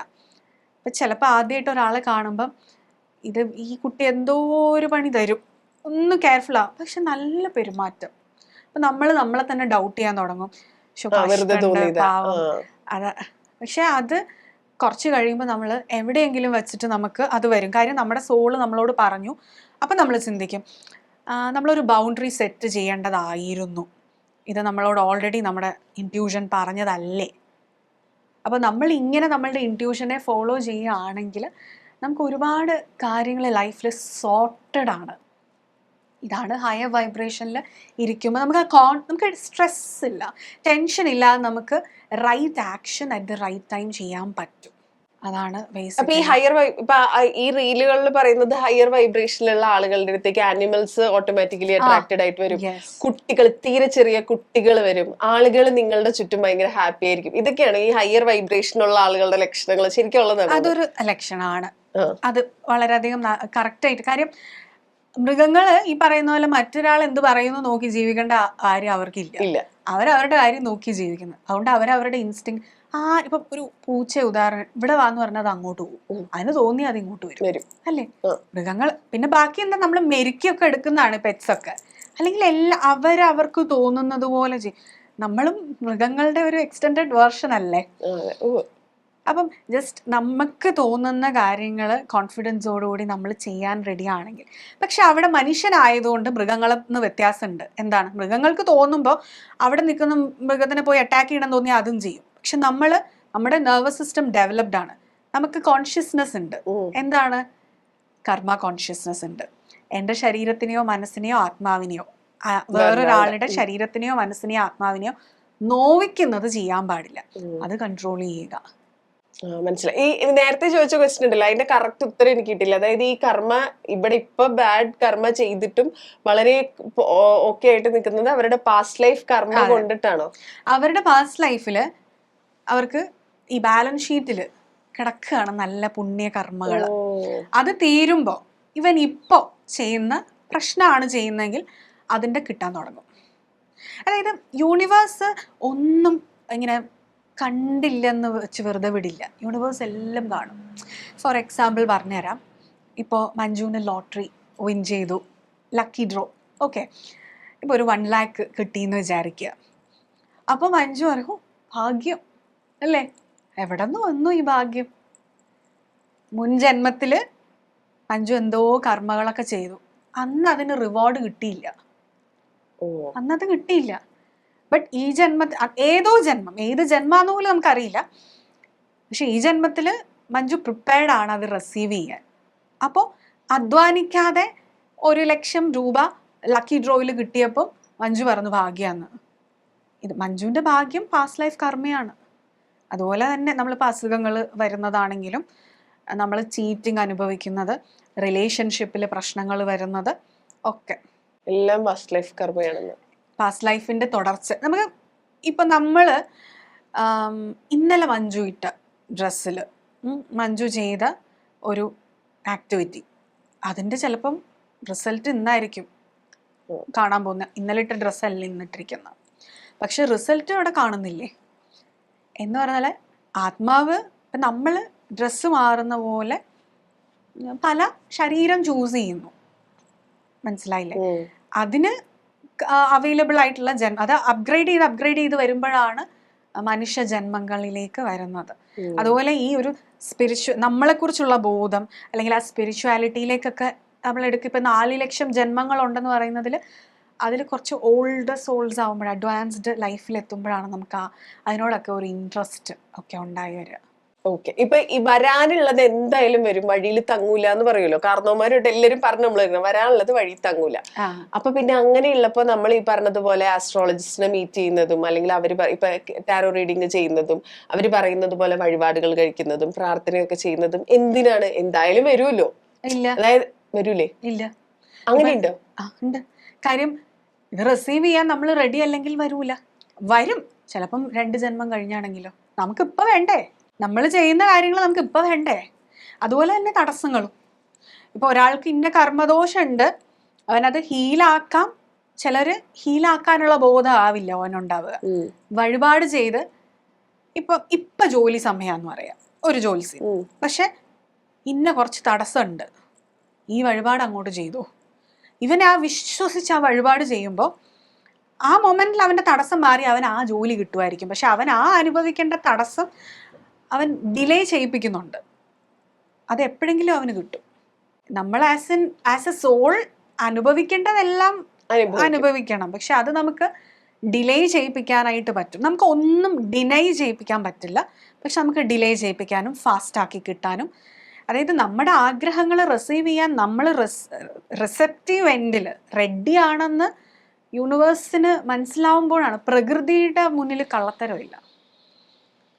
പ്രകൃതിയുടെ മുന്നിൽ നമുക്ക് ആക്ട് ചെയ്യാൻ പറ്റും. ഞാൻ ഭയങ്കര കോൺഫിഡൻ്റ് ആണെന്ന് നമുക്ക് പറയാനേ പറ്റുള്ളൂ. If you are not actually confident, ആ കോൺഫിഡൻ്റ് ആയിട്ട് ചെയ്യേണ്ട ആ ഓപ്പർച്യൂണിറ്റി നിങ്ങളിലേക്ക് വരില്ല. ഇപ്പം ഇൻ്റർവ്യൂ പോയിട്ട് ഞാൻ നന്നായിട്ട് ചെയ്തല്ലോ, എനിക്ക് ആ ജോലി കിട്ടാത്ത എന്താ? ആക്ച്വലി നിങ്ങളുടെ ഉള്ളിൻ്റെ ഉള്ളിൽ പേടിയാണ് ഉണ്ടായിരുന്നു. അതാണ്. ഓക്കെ. ഇപ്പൊ ഈ മരണം എന്ന് പറയുന്ന പരിപാടി ഉണ്ടല്ലോ, നമ്മുടെ പ്രിയപ്പെട്ട ആളുകൾ മരിക്കുമ്പോൾ എല്ലാവരുടെയും മനസ്സിൽ വരുന്ന ഒരു ചോദ്യമാണ് വൈ ഹിം അല്ലെങ്കിൽ വൈ ഷീ എന്നുള്ളൊരു ചോദ്യം. ഈ മരിച്ചു കഴിഞ്ഞാൽ എന്ത് സംഭവിക്കും? അല്ലാതെ ഒരാള്, അതായത് ഇപ്പൊ ചിലപ്പോൾ അവരുടെ ജാതകം എഴുതുന്ന സമയത്ത് 70 വയസ്സ് വരെ ആയുസ് അല്ലെങ്കിൽ 80 വയസ്സ് വരെ ആയുസ് എന്നൊക്കെ എഴുതി വെച്ചിട്ടുണ്ടാവും, പക്ഷെ അവർ നേരത്തെ മരിച്ചിട്ടുണ്ടാവും. അതെന്താണ് അങ്ങനെ? അതായത് ചിലർ പെട്ടെന്ന് നേരത്തെ മരിക്കും, ഇത് എന്തുകൊണ്ടാണ് അങ്ങനെ സംഭവിക്കുന്നത്? അല്ല, ഇതിപ്പോ ചോദ്യം വൈ ഹിം ഓർ ഹെർ എന്നുള്ളതാണോ നേരത്തെ എന്തുകൊണ്ട് മരിക്കുന്നു എന്നുള്ളത്? രണ്ടും. ഇതിപ്പം ഒരു ആത്മാവിന് പല മരണസമയങ്ങളുണ്ട്. നമ്മളൊക്കെ ഈ ഭാഗ്യം എന്ന് പറയുന്ന സാധനം ഇല്ലെന്ന് പറഞ്ഞ് ഇവിടെ ഇരിക്കുന്നുണ്ടല്ലോ. എനിക്ക് ഭാഗ്യമില്ല. പക്ഷെ നമ്മളൊക്കെ ഭാഗ്യത്തിന്റെ മേൽഭാഗ്യത്തിൽ ഓടിക്കൊണ്ടിരിക്കുന്നവരാ. കാര്യം ആ നടന്നു പോയി ക്രോസ് ചെയ്യുന്ന സമയത്ത് ഒരു വണ്ടി നമ്മളെ വന്ന് ഇടിക്കേണ്ടതായിരുന്നു, അത് അവിടെ ഇടിക്കാണ്ട് പോയത് ഭാഗ്യമാണ്. ഇത് നമ്മൾ അറിയുന്ന പോലുമില്ല. അപ്പൊ ഒരുപാട് മരണ സമയങ്ങൾ നമുക്കുണ്ട്. അതില് നാച്ചുറൽ ആയിട്ട് ഉള്ള ഡെത്ത് സംഭവിക്കേണ്ട സമയമാണ് ഈ 70 വയസ്സ്. അതായത് മൃത്യുഞ്ജയ മന്ത്രം ജപിക്കും. അതിൻ്റെ അകത്ത് ഉർവാരുകം എന്ന് പറയും. അതായത് ഒരു കുമ്പളങ്ങ ഇങ്ങനെ തൂങ്ങിക്കിടക്കുന്നത് ഒരു വള്ളിയിലാണല്ലേ. ആ കുമ്പളങ്ങ അവിടുന്ന് വിട്ടുപോകുമ്പോൾ ആ വള്ളിക്കും കേടില്ല. അത്രയും വെയിറ്റ് ഉള്ള ഒരു സാധനം വീഴുമ്പോൾ ആ വള്ളിക്കും കേടില്ലാതെ അത് വലിയ സ്മൂത്തായിട്ടാണ് അതിന്ന് വിട്ട് പോകുന്നത് നാച്ചുറലി. അതുപോലെയാണ് ഒരാത്മാവിൽ നിന്നും നാച്ചുറൽ ഡെത്ത് സംഭവിക്കേണ്ടത്, ജീവൻ പോവേണ്ടത്. പക്ഷെ ആ നാച്ചുറൽ, അതിപ്പോൾ 70 വയസ്സായിരിക്കാം ജാതകത്തിൽ നോക്കുമ്പോൾ, ആ നാച്ചുറലായിട്ട് ഡെത്ത് സംഭവിക്കേണ്ടതിന് മുൻപ് മരിക്കുമ്പോഴാണ് അത് അപകട മരണം എന്നോ അല്ലെങ്കിൽ നേരത്തെ എന്നൊക്കെ ഉള്ളത് ഉണ്ടാവുക. ചിലവർക്ക് 70 വയസ്സ് ആവില്ല, ചിലവർക്ക് അത് ജാതകം അനുസരിച്ച്. അത് നമുക്ക് ജാതകം നോക്കുമ്പം 9ാം ഭാവാധിപൻ്റെയൊക്കെ നിൽപ്പനുസരിച്ചിട്ട് നമുക്കത് കൃത്യം ഏറെക്കുറെ പറയാൻ പറ്റും. പക്ഷെ അത് ആരും പറയില്ല. അത് നമ്മൾ അറിയേണ്ട കാര്യമില്ല. അതാണ് സത്യം. ജീവിക്കുന്ന സമയം ജീവിക്കുക. അത് അറിയേണ്ട കാര്യമില്ല എന്ന് പറഞ്ഞു. പക്ഷെ സ്റ്റിൽ എല്ലാവരും എപ്പോഴും ചോദിക്കുന്നത്, അതായത് നമ്മളെപ്പോഴും വെറുതെ ഇരിക്കുമ്പോൾ ഈ ഓവർ തിങ്കിങ്ങിന്റെ ഭാഗമായിട്ട് വളരെ ക്യൂരിയസ് ആയിട്ട് ചോദിക്കുന്ന ഒരു ചോദ്യം, മരിച്ചു കഴിയുമ്പോൾ എന്താ സംഭവിക്കുക എന്നുള്ളത്. ഇപ്പൊ ചിലപ്പോ ഒരാൾ മരിച്ച അതേ സമയത്ത് വേറെ എവിടെയെങ്കിലും ഒരു കുട്ടി ജനിക്കോ അങ്ങനെ എന്തെങ്കിലും ചെയ്തിട്ടുണ്ടെങ്കിൽ അയാളാണ് വന്നിരിക്കുന്നതൊക്കെ ആൾക്കാർ പറയും. ഈ ശരിക്കും ആക്ച്വലി ആഫ്റ്റർ ഡെത്ത് എന്താ സംഭവിക്കുക? ശരിക്കും മരിച്ചു കഴിഞ്ഞാൽ എന്ത് സംഭവിക്കുമെന്ന് മരിച്ച ആരും തിരിച്ചു വന്ന് പറഞ്ഞിട്ടില്ല. അതാ ചോദിക്കുന്നത്. നമുക്ക് വേദങ്ങളിലൊക്കെ ഉള്ള അറിവുകളാണ്. നമ്മൾ ഒരു മരണം കഴിയുമ്പം ഒരു സ്റ്റഡി ഫേസിലായിരിക്കും എന്ന് പറയും ഒരു സോള്. അത് നമ്മൾ പറയുന്ന പ്രേതാവസ്ഥ. അതായത് ഇപ്പോ ഒരു എക്സാമ്പിൾ പറഞ്ഞാൽ, നമുക്കൊരു ഹെലികോപ്റ്റർ വ്യൂ അല്ലെങ്കിൽ ബേർഡ്സ് ഐ വ്യൂവിൽ നമ്മൾ എല്ലാം കാണുമ്പോൾ നമ്മൾ ഇവിടെ നിന്ന് കാണുന്നതിലും കുറച്ചും കൂടെ ഒരു ക്ലാരിറ്റി കിട്ടുന്നില്ലേ എന്ന് പറയുന്നത് പോലെ, മരിച്ചു കഴിയുമ്പോൾ പഞ്ചഭൂതത്താലുള്ള ശരീരം ഇവിടെ അലിഞ്ഞു ചേർന്ന് പോയി കഴിഞ്ഞ് ഈ ജീവൻ ഒരു പഠനം നടത്തും എന്നാണ് പറയുന്നത് അവൻ്റെ ഓവറോൾ ലൈഫിനെ കുറിച്ച്. അവിടെയാണ് ഈ കാർമിക് കാൽക്കുലേഷൻസ് വരുന്നത്. അപ്പോൾ ഈ മരിക്കുന്ന സമയത്തുള്ള ഇവൻ്റെ ആഗ്രഹം അനുസരിച്ച് ആയിരിക്കും മോസ്റ്റ് പ്രോബബ്ലി അത് മെയിൻ സോൾ പർപ്പസ് ആയിട്ടായിരിക്കും ഇവൻ അടുത്ത ജന്മം ഡിസൈൻ ചെയ്യപ്പെടുക. പക്ഷെ ആ ഡിസൈന് ചെയ്യപ്പെടുന്നതിനും ആ ലൈഫിലേക്ക് പോകുന്നതിന് മുമ്പ് ഇവൻ ചെയ്ത പ്രവൃത്തികളുടെ positives balance sheet, negatives balance sheet എടുക്കും. ഇതെല്ലാം അനുഭവിക്കാൻ പാകത്തിന് നമ്മൾ തന്നെ ചൂസ് ചെയ്യാണ് നമ്മുടെ അടുത്ത ലൈഫ്. അപ്പം നമ്മൾ തന്നെ ചൂസ് ചെയ്യും നമ്മളുടെ പാരൻസിനെ. എനിക്ക് ഇന്ന ആളുടെ മക്കളായിട്ട് എനിക്ക് ആ ലൈഫാണ് ഇനി എനിക്ക് അടുത്ത എൻ്റെ ലക്ഷ്യത്തിന് വേണ്ടത്. അപ്പോൾ ആ പാരൻസ് ആയിട്ട് നമ്മളെ അക്സെപ്റ്റ് ചെയ്യുന്ന സോൾസ് അവർ എഗ്രി ചെയ്യണം. ഓക്കെ, എൻ്റെ ഗർഭപാത്രത്തിലൂടെ ഞാൻ നിന്നെ ഭൂമിയിലേക്ക് എത്തിക്കാം എന്നുള്ള ഒരു പ്രോമിസ് അമ്മ തരികയാണ്, അമ്മയാകുന്ന സോള് തരികയാണ്, പ്രൊട്ടക്ഷൻ തരിക എന്നുള്ള അച്ഛനാകുന്ന സോള്. ആ 2 സോളുമായിട്ട് നല്ല കർമ്മ കാണും, ഇത് പോസിറ്റീവ് ഓർ നെഗറ്റീവ്. നമ്മളിപ്പോ ചിലപ്പോ പറയില്ലേ ശത്രുക്കളാണ് മക്കളായിട്ട് വരിക. കറക്റ്റ് ആണ്. എന്ന് പറഞ്ഞാൽ ശത്രുത മാത്രം ആവണമെന്നില്ല കേട്ടോ. പല നമ്മൾ വെറുതെ ഒന്ന് പറഞ്ഞു വെക്കാം ശത്രുക്കളാണെന്നുള്ളത്. കർമ്മയുണ്ട്, പോസിറ്റീവും നെഗറ്റീവും കർമ്മയുണ്ട്.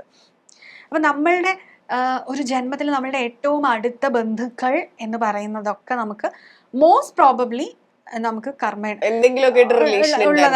എന്തെങ്കിലും കർമ്മ എനർജി എക്സ്ചേഞ്ച് നടത്തിയിട്ടുള്ളവരാണ്. ജസ്റ്റ് ഇമാജിൻ നമ്മളൊരു 80 ലക്ഷം ജന്മം എടുത്തിട്ടുണ്ട് എന്ന് പറയുമ്പോൾ, ഇപ്പൊ മഞ്ജു ഈ ലൈഫിൽ എത്ര പേരോട് ഇന്ററാക്ട് ചെയ്യുന്നുണ്ട്. അടുത്ത ജന്മം നോക്കുമ്പോൾ ഇവരെല്ലാം സോൾമേറ്റ്സ് ആവും, നമ്മൾ സോൾമേറ്റ്സ് ആവും അടുത്ത ജന്മത്തിൽ വരുമ്പോൾ എന്ന് പറയുന്ന പോലെ 80 ലക്ഷത്തിലപ്പുറം ജന്മം എടുക്കുമ്പോൾ അത്രയും പേരുമായിട്ട് എനർജി എക്സ്ചേഞ്ച് നടത്തിയിട്ടില്ലേ. അവരൊക്കെ നമുക്ക് ഈ ജന്മത്തിൽ കണ്ടുകൂടാ എന്നില്ലല്ലോ. മനസ്സിലായി. അതായത് എവിടേക്കോ നമ്മൾ കണ്ടിട്ടുള്ള ആളുകളാണ് ഏതൊക്കെയോ സ്ഥലങ്ങളിൽ അല്ലെ. ഇപ്പൊ സോൾമേറ്റ്സ് എന്ന് പറഞ്ഞുകൊണ്ട് ഞാൻ ചോദിക്കാം, കല്യാണം പാർട്ട്നേഴ്സ്, കല്യാണം തന്നെ പറയാനുള്ള പാർട്ട്നേഴ്സ്. ഇപ്പൊ നമ്മൾ പറയുമല്ലോ ഒരാൾക്ക് ഇന്ന ആള്, ഓരോ അരിയിലും അത് കഴിക്കേണ്ടവന്റെ പേര് എഴുതി വെച്ചിട്ടുണ്ടെന്ന് പറഞ്ഞ പോലെ ഇന്ന ആൾക്ക് ഇന്ന ആളിനെ എഴുതി വെച്ചിട്ടുണ്ട് എന്നാണ് പറയാ. അതിനിപ്പോ നമ്മളിപ്പോ സ്പിരിച്വലി പറയുകയാണെങ്കിൽ അതിൽ നമ്മള് നമ്മുടെ ജാതകമൊക്കെ നോക്കും അല്ലെ, ജാതകം നോക്കുകയൊക്കെ ചെയ്യും. ജാതകത്തിൽ 10-ൽ 10 പൊരുത്തം അല്ലെങ്കിൽ 10-ൽ 9 പൊരുത്തമൊക്കെ ഉള്ള ആളുകള് ഇവര് റിയൽ ലൈഫിലേക്ക് വരുമ്പോ അത് വർക്ക്ഔട്ട് ആവൂല. അപ്പൊ അതെന്തുകൊണ്ടാണ് അങ്ങനെ സംഭവിക്കുന്നത്? അതായത് ഇവിടെ പറഞ്ഞത് ശരിക്കും സെറ്റാണ്, ഇവര് യോജിക്കേണ്ടവരാണ് എന്നാണല്ലോ.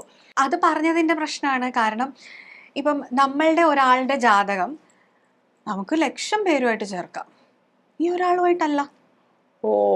മൾട്ടിപ്പിൾ ഓപ്ഷൻസ് ഉണ്ട്, നമുക്ക് ഒരുപാട് സോൾമേറ്റ്സ് ഉണ്ട്. ആണോ? പിന്നെ അതല്ലേ നമ്മളിപ്പോ പറഞ്ഞത്. ഇപ്പം 80 ലക്ഷം ജന്മം എടുത്തിട്ടുണ്ട്, ഒരു ജന്മത്തില് 1,00,000 പേരുമായിട്ട് ഇന്ററാക്ട് ചെയ്തോന്ന് വിചാരിക്കുക. അടുത്ത ജന്മം വരുമ്പോൾ ഈ 1,00,000 പേര് സോൾമേറ്റ്സ് ആണ്. അവരെ കണ്ടാൽ സോൾമേറ്റിനെ കണ്ടു എന്ന് പറയാം.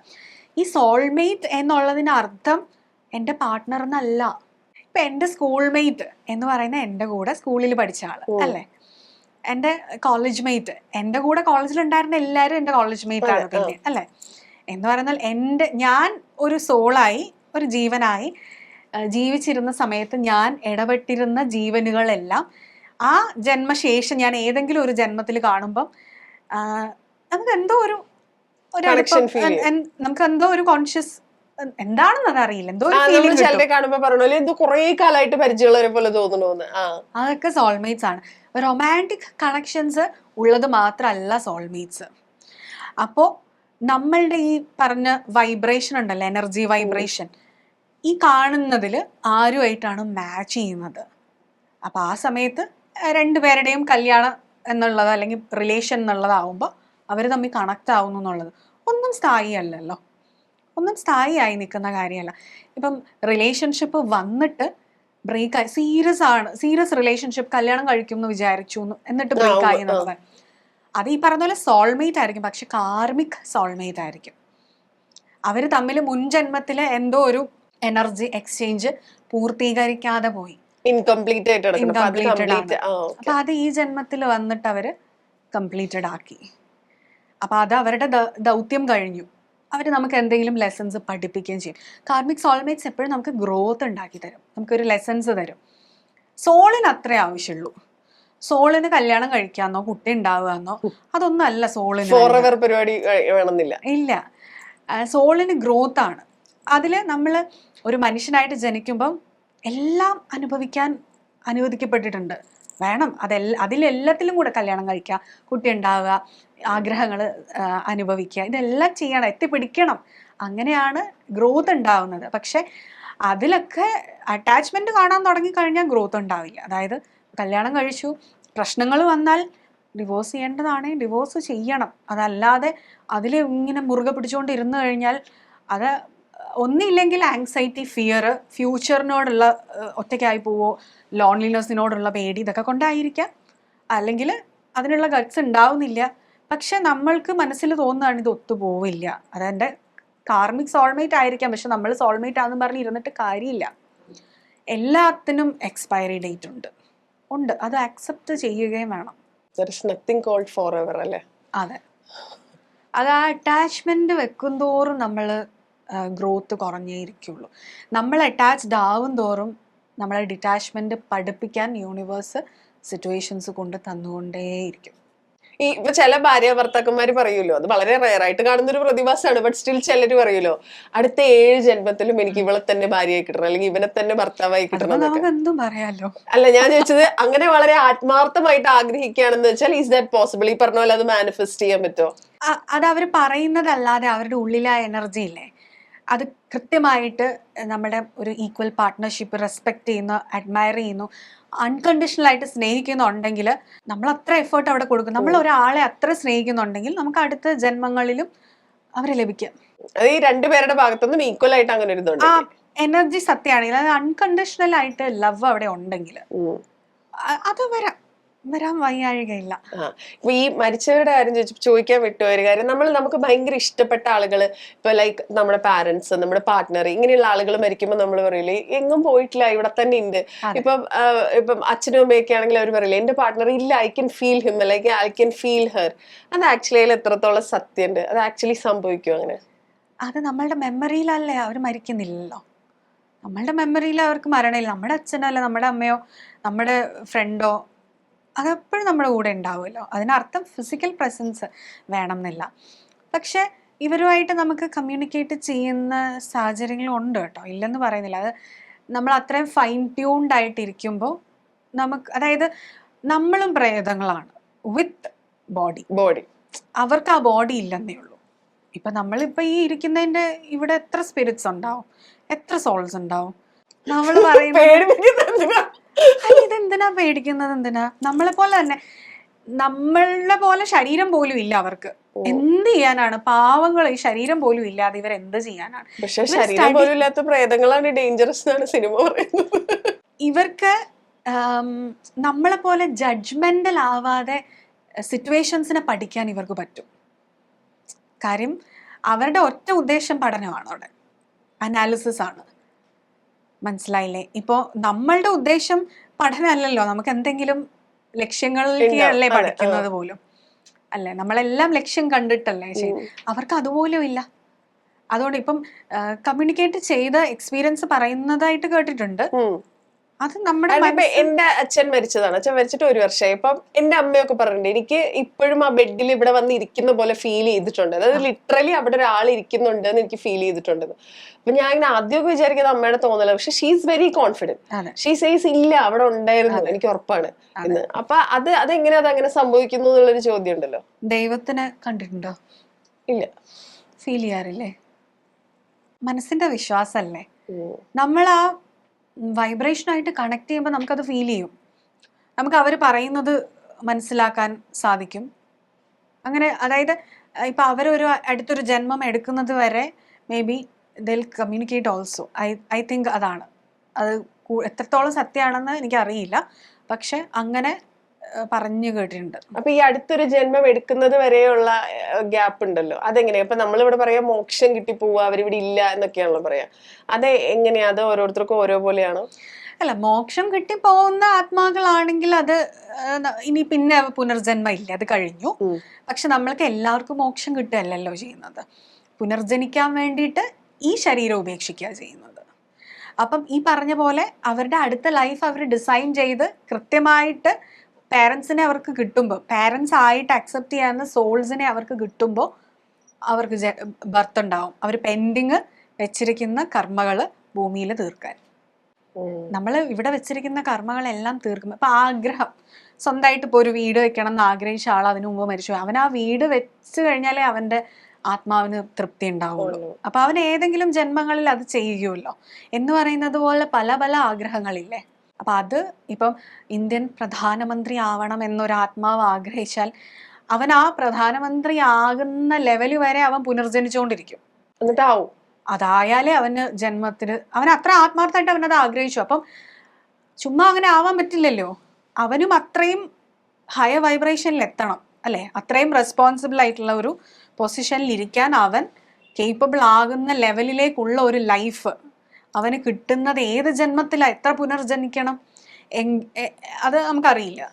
ഇപ്പൊ ചില ആളുകൾ പറയുന്നുണ്ട് വാട്ടർ മാനിഫെസ്റ്റേഷൻ എന്നൊക്കെ പറയും. നമ്മള് വാട്ടർ, അതായത് നമ്മൾ വെള്ളം എടുത്ത് വെച്ചിട്ട് അതിൻ്റെ അകത്തേക്ക് നമ്മൾ എന്തെങ്കിലും ഒക്കെ പറഞ്ഞാൽ വെള്ളത്തിന് ആ ഒരു എനർജി ഉണ്ടാവും എന്നൊക്കെ പറയുമല്ലോ. അത് എങ്ങനെയാ അത് വർക്ക് ആവാ? ഈ വാട്ടറിന് മെമ്മറി ഉണ്ടെന്നാ പറയുന്നത്.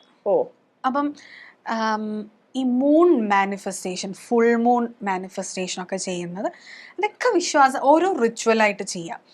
ഫുൾ മൂണിൻ്റെ അന്ന് നമ്മൾ സ്റ്റീൽ വെസലിൽ വെള്ളം എടുത്തിട്ട് നമ്മളുടെ വിഷ് പ്രാർത്ഥിക്കുക, ആ വെള്ളം വെച്ചുകൊണ്ട് തന്നെ. എന്നിട്ട് ആ ഒരു ഫുൾ മൂണിന് ആ വെള്ളം അടച്ചു വെക്കുക, പിറ്റേ ദിവസം രാവിലെ എടുത്ത് ആ വെള്ളം കുടിക്കുക. അപ്പം നമ്മൾ പറഞ്ഞ കാര്യങ്ങൾ നമ്മൾ മറന്നുപോയാലും ആ വെള്ളം ഓർക്കുന്നുണ്ട്. അത് നമ്മളുടെ ഉള്ളിൽ ചെല്ലുമ്പോൾ ആ മെമ്മറി നമ്മളുടെ ഐഡൻറ്റിറ്റിയെ നമ്മളുടെ ആഗ്രഹത്തിലേക്ക് എത്തിക്കും. അങ്ങനെ പറയാറ്. ഇതെല്ലാം വഴികളാണ്, നമുക്ക് എന്ത് വഴികളും എടുക്കാം.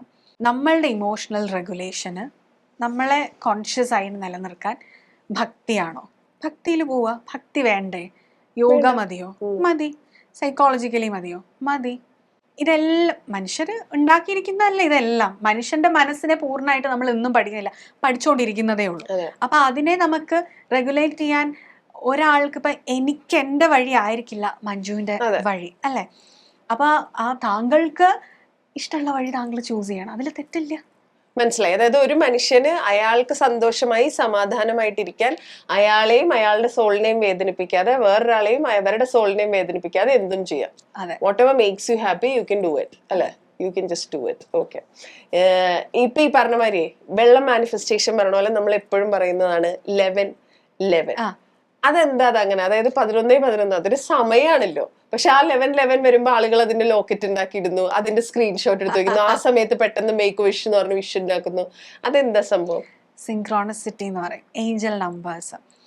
ഈ 11-11 വരുമ്പോ നമ്മൾ ആഗ്രഹിക്കുമല്ല വേണ്ടത്. ശരിക്കും 11-11 നിങ്ങൾ കാണുന്ന ഒരു സമയമുണ്ടല്ലോ, നിങ്ങൾ ക്ലോക്കില് ഇതിലൊക്കെ കാണുമല്ലേ? ആ കാണുന്ന സമയത്ത് പുറകോട്ടാ ചിന്തിക്കണ്ടേ. ഞാൻ ഇപ്പൊ എന്തായിരുന്നു ആഗ്രഹിച്ചത്, ഞാൻ ഇപ്പൊ എന്താണ് ചിന്തിച്ചത്, ആ ചിന്തിച്ചത് നടക്കും. അത് അലൈൻഡായി, യൂണിവേഴ്സുമായിട്ട് അലൈൻഡായി. അതായത് 11-11 കാണുന്നതിന് മുമ്പ് നിങ്ങൾ ആഗ്രഹിച്ച എന്താണോ അത് സെറ്റ് ആവും, അല്ലെ? 11-11 കണ്ണിൽ പെടുന്ന സമയത്ത് അതിന് മുന്നേ ഉണ്ട്. അതാണ് അപ്പം മേക്ക് വിഷ് നടത്തിയിട്ട് കാര്യമില്ല. ഇല്ല. അങ്ങനെ 11-11 മാത്രല്ല, 2222, 1-2, 2-1, അങ്ങനെ ഇതെല്ലാം അവിടെ ഓൾറെഡി ഇല്ലേ. ഇത് പുതിയതല്ലല്ലോ. പക്ഷെ നിങ്ങളുടെ കണ്ണിൽ ഇത് പെട്ടു, അല്ലേ? എന്ന് പറയുമ്പോ നിങ്ങളുടെ ഫോക്കസ് വന്നു, നിങ്ങളുടെ കോൺസെൻട്രേഷൻ അവിടെ വന്നു. നിങ്ങൾ ആ ഫോക്കസ്ഡ് ആയിട്ട് ഇരിക്കുന്ന സമയത്താണ് ഇത് കാണുക. ഒരു സൈൻ പോലെ, യൂണിവേഴ്സിന്റെ സൈൻ. അപ്പം നമ്മള് ഹീൽ ആയിക്കൊണ്ടിരിക്കുമ്പോ അല്ലെങ്കിൽ സ്പിരിച്വൽ ആയിക്കൊണ്ടിരിക്കുന്ന വ്യക്തികളെ ഇത് കാണുക. പിന്നെ ഇതിന് ഓരോ നമ്പേഴ്സിനും ഓരോ മീനിങ്സ് ഉണ്ട് ഡീകോഡ് ചെയ്യാൻ, ഒരുപാടുണ്ട്. 11-11 ഇതാ ഞാൻ പറഞ്ഞ ഏഞ്ചൽ നമ്പേഴ്സ്. ഇത് ഓരോ വ്യക്തികളുടെ എനർജി അനുസരിച്ചാണ്, അല്ലാതെ ജനറൽ മീനിങ് അല്ല. ഓരോരുത്തർക്ക് അത് ഓരോ സമയത്ത് ഓരോ മീനിങ് ആണ്. നമ്മളത് ടാരോ ഗൈഡൻസ് എടുത്ത് നോക്കാറുണ്ട്, നമുക്ക് മനസ്സിലാവും ഈ സമയത്ത് ഈ വ്യക്തി 11-11 കണ്ടു, അല്ലെങ്കിൽ സ്ഥിരമായ അയാള് 1-2-1-2 കാണുന്നു. അതിനൊക്കെ മീനിങ് നമുക്ക് പറഞ്ഞു കൊടുക്കാൻ പറ്റും. മനസ്സിലായി. ഓക്കെ. ഇപ്പൊ ഇത്രയും നാളത്തെ എക്സ്പീരിയൻസിലില്ലേ ഇതില്, അതായത് ഒരു രീതിയിലും എനിക്കത് നിങ്ങൾക്ക് അതിന്റെ സയൻസ് എക്സ്പ്ലെയിൻ ചെയ്ത് തരാൻ പറ്റില്ല, പക്ഷെ ദിസ് ഹാപ്പൻഡ് എന്ന് പറയുന്ന എന്തെങ്കിലും ഒരു എക്സ്പീരിയൻസസ് ഉണ്ടായിട്ടുണ്ടല്ലോ, ഭയങ്കര രസമുള്ള, ഭയങ്കര എന്താ പറയാ, ഭയങ്കര എക്സൈറ്റിംഗ് ആയിട്ടുള്ള എന്തെങ്കിലും എക്സ്പീരിയൻസ് ആരുടെങ്കിലും റീഡിങ് എടുത്തപ്പോഴോ അങ്ങനെ എന്തെങ്കിലും? Every readings are exciting. അങ്ങനെ പ്രത്യേകിച്ച് ഒന്നുമില്ല. പക്ഷെ നമ്മള് ഇവരുടെ പ്രശ്നം പറഞ്ഞ് ഇവരെ ഹീൽ ചെയ്യിപ്പിച്ചിട്ട് ഇവരുടെ ആ കാര്യം തടസ്സം മാറി ഇവർക്കത് നടന്നു എന്ന് പറഞ്ഞ് നമുക്ക് മെസ്സേജ് അയക്കുമ്പോൾ അത് നമുക്ക് ഭയങ്കര ഒരു എക്സൈറ്റ്മെൻ്റ് ആയിട്ട്, അത് പലതും ജോലി കിട്ടാത്ത, വർഷങ്ങളായിട്ട് ജോലി കിട്ടാതെ തടസ്സമായിട്ടിരിക്കുന്നത്, അവർക്ക് ആ ജോലി കിട്ടാനുള്ള അല്ലെങ്കിൽ ഒരു ഇൻകം എനിക്കുണ്ടാവുന്നു, ഞാൻ സെൽഫ് സഫിഷ്യൻ്റ് ആവുന്നു എന്നുള്ളതിലേക്ക് അവർക്ക് കണക്ട് ചെയ്യാൻ പറ്റുന്നില്ല.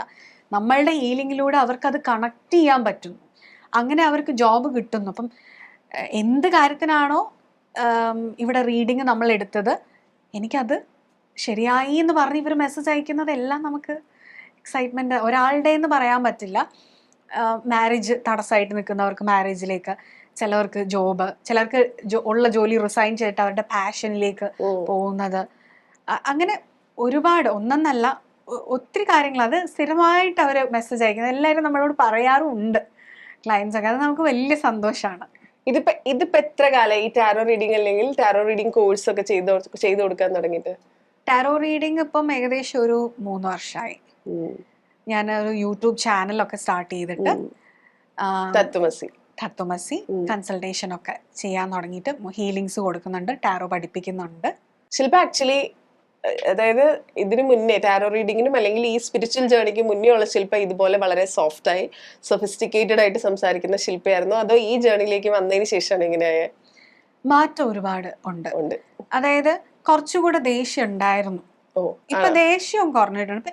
എന്തിനു ദേഷ്യപ്പെട്ടിട്ട് ഇപ്പൊ എന്ത് കിട്ടാനാണ് എന്നുള്ള അതൊരു ഗ്രാജുവൽ ജേർണിയാണ്. അതുപോലെ പെട്ടെന്ന് അഫക്റ്റഡ് ആവുമായിരുന്നു ഇമോഷണലി. ഇപ്പൊ അത് വളരെ കുറഞ്ഞിട്ടുണ്ട്. അതായത് നമ്മളെ ഇഷ്ടപ്പെടുന്ന ആൾക്കാർ, നമ്മുടെ ഫ്രണ്ട്സ്, ഇവരെന്നൊക്കെ നമ്മൾ എപ്പോഴും എക്സ്പെക്ട് ചെയ്തുകൊണ്ടിരിക്കും പലതും. ആ എക്സ്പെക്റ്റേഷൻസ് മീറ്റ് ചെയ്യാതെ വരുമ്പോൾ നമ്മൾ ഹേർട്ടാവും. അപ്പം നമുക്ക് സങ്കടം വരാറുണ്ട്. പക്ഷെ ഇപ്പം ഇല്ലേ, ഓക്കെ, അവരങ്ങനെയല്ലേ, അവരെ കൊണ്ട് അതല്ലേ പറ്റൂ, ഞാനത് എക്സ്പെക്ട് ചെയ്യുന്നതല്ലേ പ്രശ്നം. എല്ലാത്തിനെയും നമുക്ക് ലെറ്റ് ഗോ ചെയ്യാനായിട്ട് നന്നായിട്ട് പറ്റുന്നുണ്ട്. ഈ ഇപ്പൊ ചില സമയത്ത് ഇത് ക്വസ്റ്റ്യൻ റൈറ്റ് ആണോ എന്ന് എനിക്കറിയില്ല, പക്ഷെ ഇപ്പൊ ഞാൻ സെലിബ്രിറ്റി ഇന്റർവ്യൂസ് ഒക്കെ എടുക്കുമ്പോൾ കുറെ ആൾക്കാർ പറഞ്ഞു കേട്ടിട്ടുണ്ട് ഈ ലാലേട്ടൻ ഒരു പ്രത്യേക ഓറയാണ്, പുള്ളി നമ്മളെ അങ്ങ് അട്രാക്ട് ചെയ്യുന്ന പോലെ തോന്നും എന്ന്.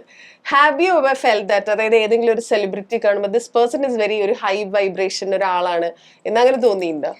അല്ലേ, നമ്മളിപ്പം ലാലേട്ടൻ അല്ലെ മമ്മൂക്ക എന്നൊക്കെ പറയാം, ഇവരൊക്കെ ഈ സെൽഫ് ലവിന്റെ എപ്പിറ്റോമിൽ നിൽക്കുന്നവരാണെന്ന് എനിക്ക് തോന്നിയിട്ടുണ്ട്. നമുക്ക് സെൽഫ് ലവ് എത്രത്തോളം ഉണ്ടാവുന്നു അത്രയും നമ്മളുടെ ഓറ ഭയങ്കര പോസിറ്റീവ് ആയിരിക്കും. കാരണം ഇത്രയേ ഉള്ളൂ, സെൽഫ് ലവ് ഉണ്ടാവുക എന്ന് പറയുമ്പോൾ നമുക്ക് നമ്മളെ മനസ്സിലാക്കാൻ പറ്റും. നമ്മളെ മനസ്സിലാവുമ്പോൾ നമ്മളെപ്പോലെ തന്നെ ഹേർട്ടാവും മറ്റൊരാൾക്കും. നമ്മളെ ഹേർട്ട് ചെയ്യാൻ നമുക്ക് പറ്റില്ലെങ്കിൽ നമ്മളെപ്പോലെ അവരെയും കാണാൻ നമുക്ക് പറ്റും. ഇത് ഹയർ വൈബ്രേഷൻ അല്ലേ? നമുക്കൊരു സെലിബ്രിറ്റി ലെവലിൽ നിന്ന് അവരുടെ റെസ്പോൺസിബിലിറ്റീസ്, അതിപ്പം ഫിലിമിൽ നിന്ന് മാത്രമല്ല, ഇപ്പോൾ ഒരു IAS ഓഫീസർ അല്ല IPS അല്ലെങ്കിൽ നമ്മൾ ഈ പറഞ്ഞ പോലെ പൊസിഷൻസ് ഹോൾഡ് ചെയ്യുന്നവർ, ഇവർക്കൊക്കെ ആ ഒരു ലെവൽ ഓഫ് വൈബ്രേഷൻ ഉണ്ടായിരിക്കുമ്പോൾ മാത്രമാണ് അവർ അത്, അല്ലെങ്കിൽ അവർക്ക് അത് ഉണ്ടായിരുന്നു, അതുകൊണ്ടാണ് അവർക്ക് അത് റിസീവ് ചെയ്യാനായിട്ട് സാധിച്ചിട്ടുള്ളത്. അതെ അതെ അതെ. നമ്മളൊരു ചോദ്യം ചോദിക്കുമ്പോഴല്ലേ ഇതിൽ നമ്മൾ നോക്കുക, ടാരോ റീഡിങ് എടുക്കുക. ഇപ്പൊ എനിക്ക് പലപ്പോഴും ഉള്ളൊരു ഡൗട്ടാണ് why am I so anxious എന്നുള്ളത്. കാരണം ഇപ്പം എന്റെ ഫാദർ ഒരു 1.25 വർഷം മുമ്പാണ് മരിക്കുന്നത്. അതിന് മുന്നേ വരെ എനിക്ക് ആങ്സൈറ്റി എന്ന് പറഞ്ഞ ആളുകൾ പറയുമ്പോൾ മനസ്സിലായിട്ടില്ല. പക്ഷെ ഇപ്പോൾ ഐ ഹാവ് ദറ്റ് പ്രോബ്ലം. അത് അച്ഛൻ മരിച്ചതിന് ശേഷം ഉണ്ടായിട്ടുള്ളതാണ്. അപ്പൊ എനിക്ക് മനസ്സിലായത് അപ്പൊ പോയിട്ടുള്ള ഇമോഷണൽ ട്രോമ കൊണ്ടായിരിക്കണം എന്നാണ് ഞാൻ മനസ്സിലാക്കിയിട്ടുള്ളത്. Why do I still have anxiety when I really accepted that my father is no more? അച്ഛൻ മരിച്ചതിന് ശേഷമാണ് ആങ്സൈറ്റി തിരിച്ചറിഞ്ഞത്. ഓക്കെ, അപ്പൊ നമുക്ക് ടാരോയില് നമുക്കൊരു ഗൈഡൻസ്, സബ് കോൺഷ്യസ് തോട്ട്സ് എന്താണ് ആങ്സൈറ്റിയുടെ ഒരു റൂട്ട് കോസ് ആയിട്ട് എന്ന് നമുക്കൊന്ന് ട്രൈ ചെയ്ത് നോക്കാം. ഓക്കെ,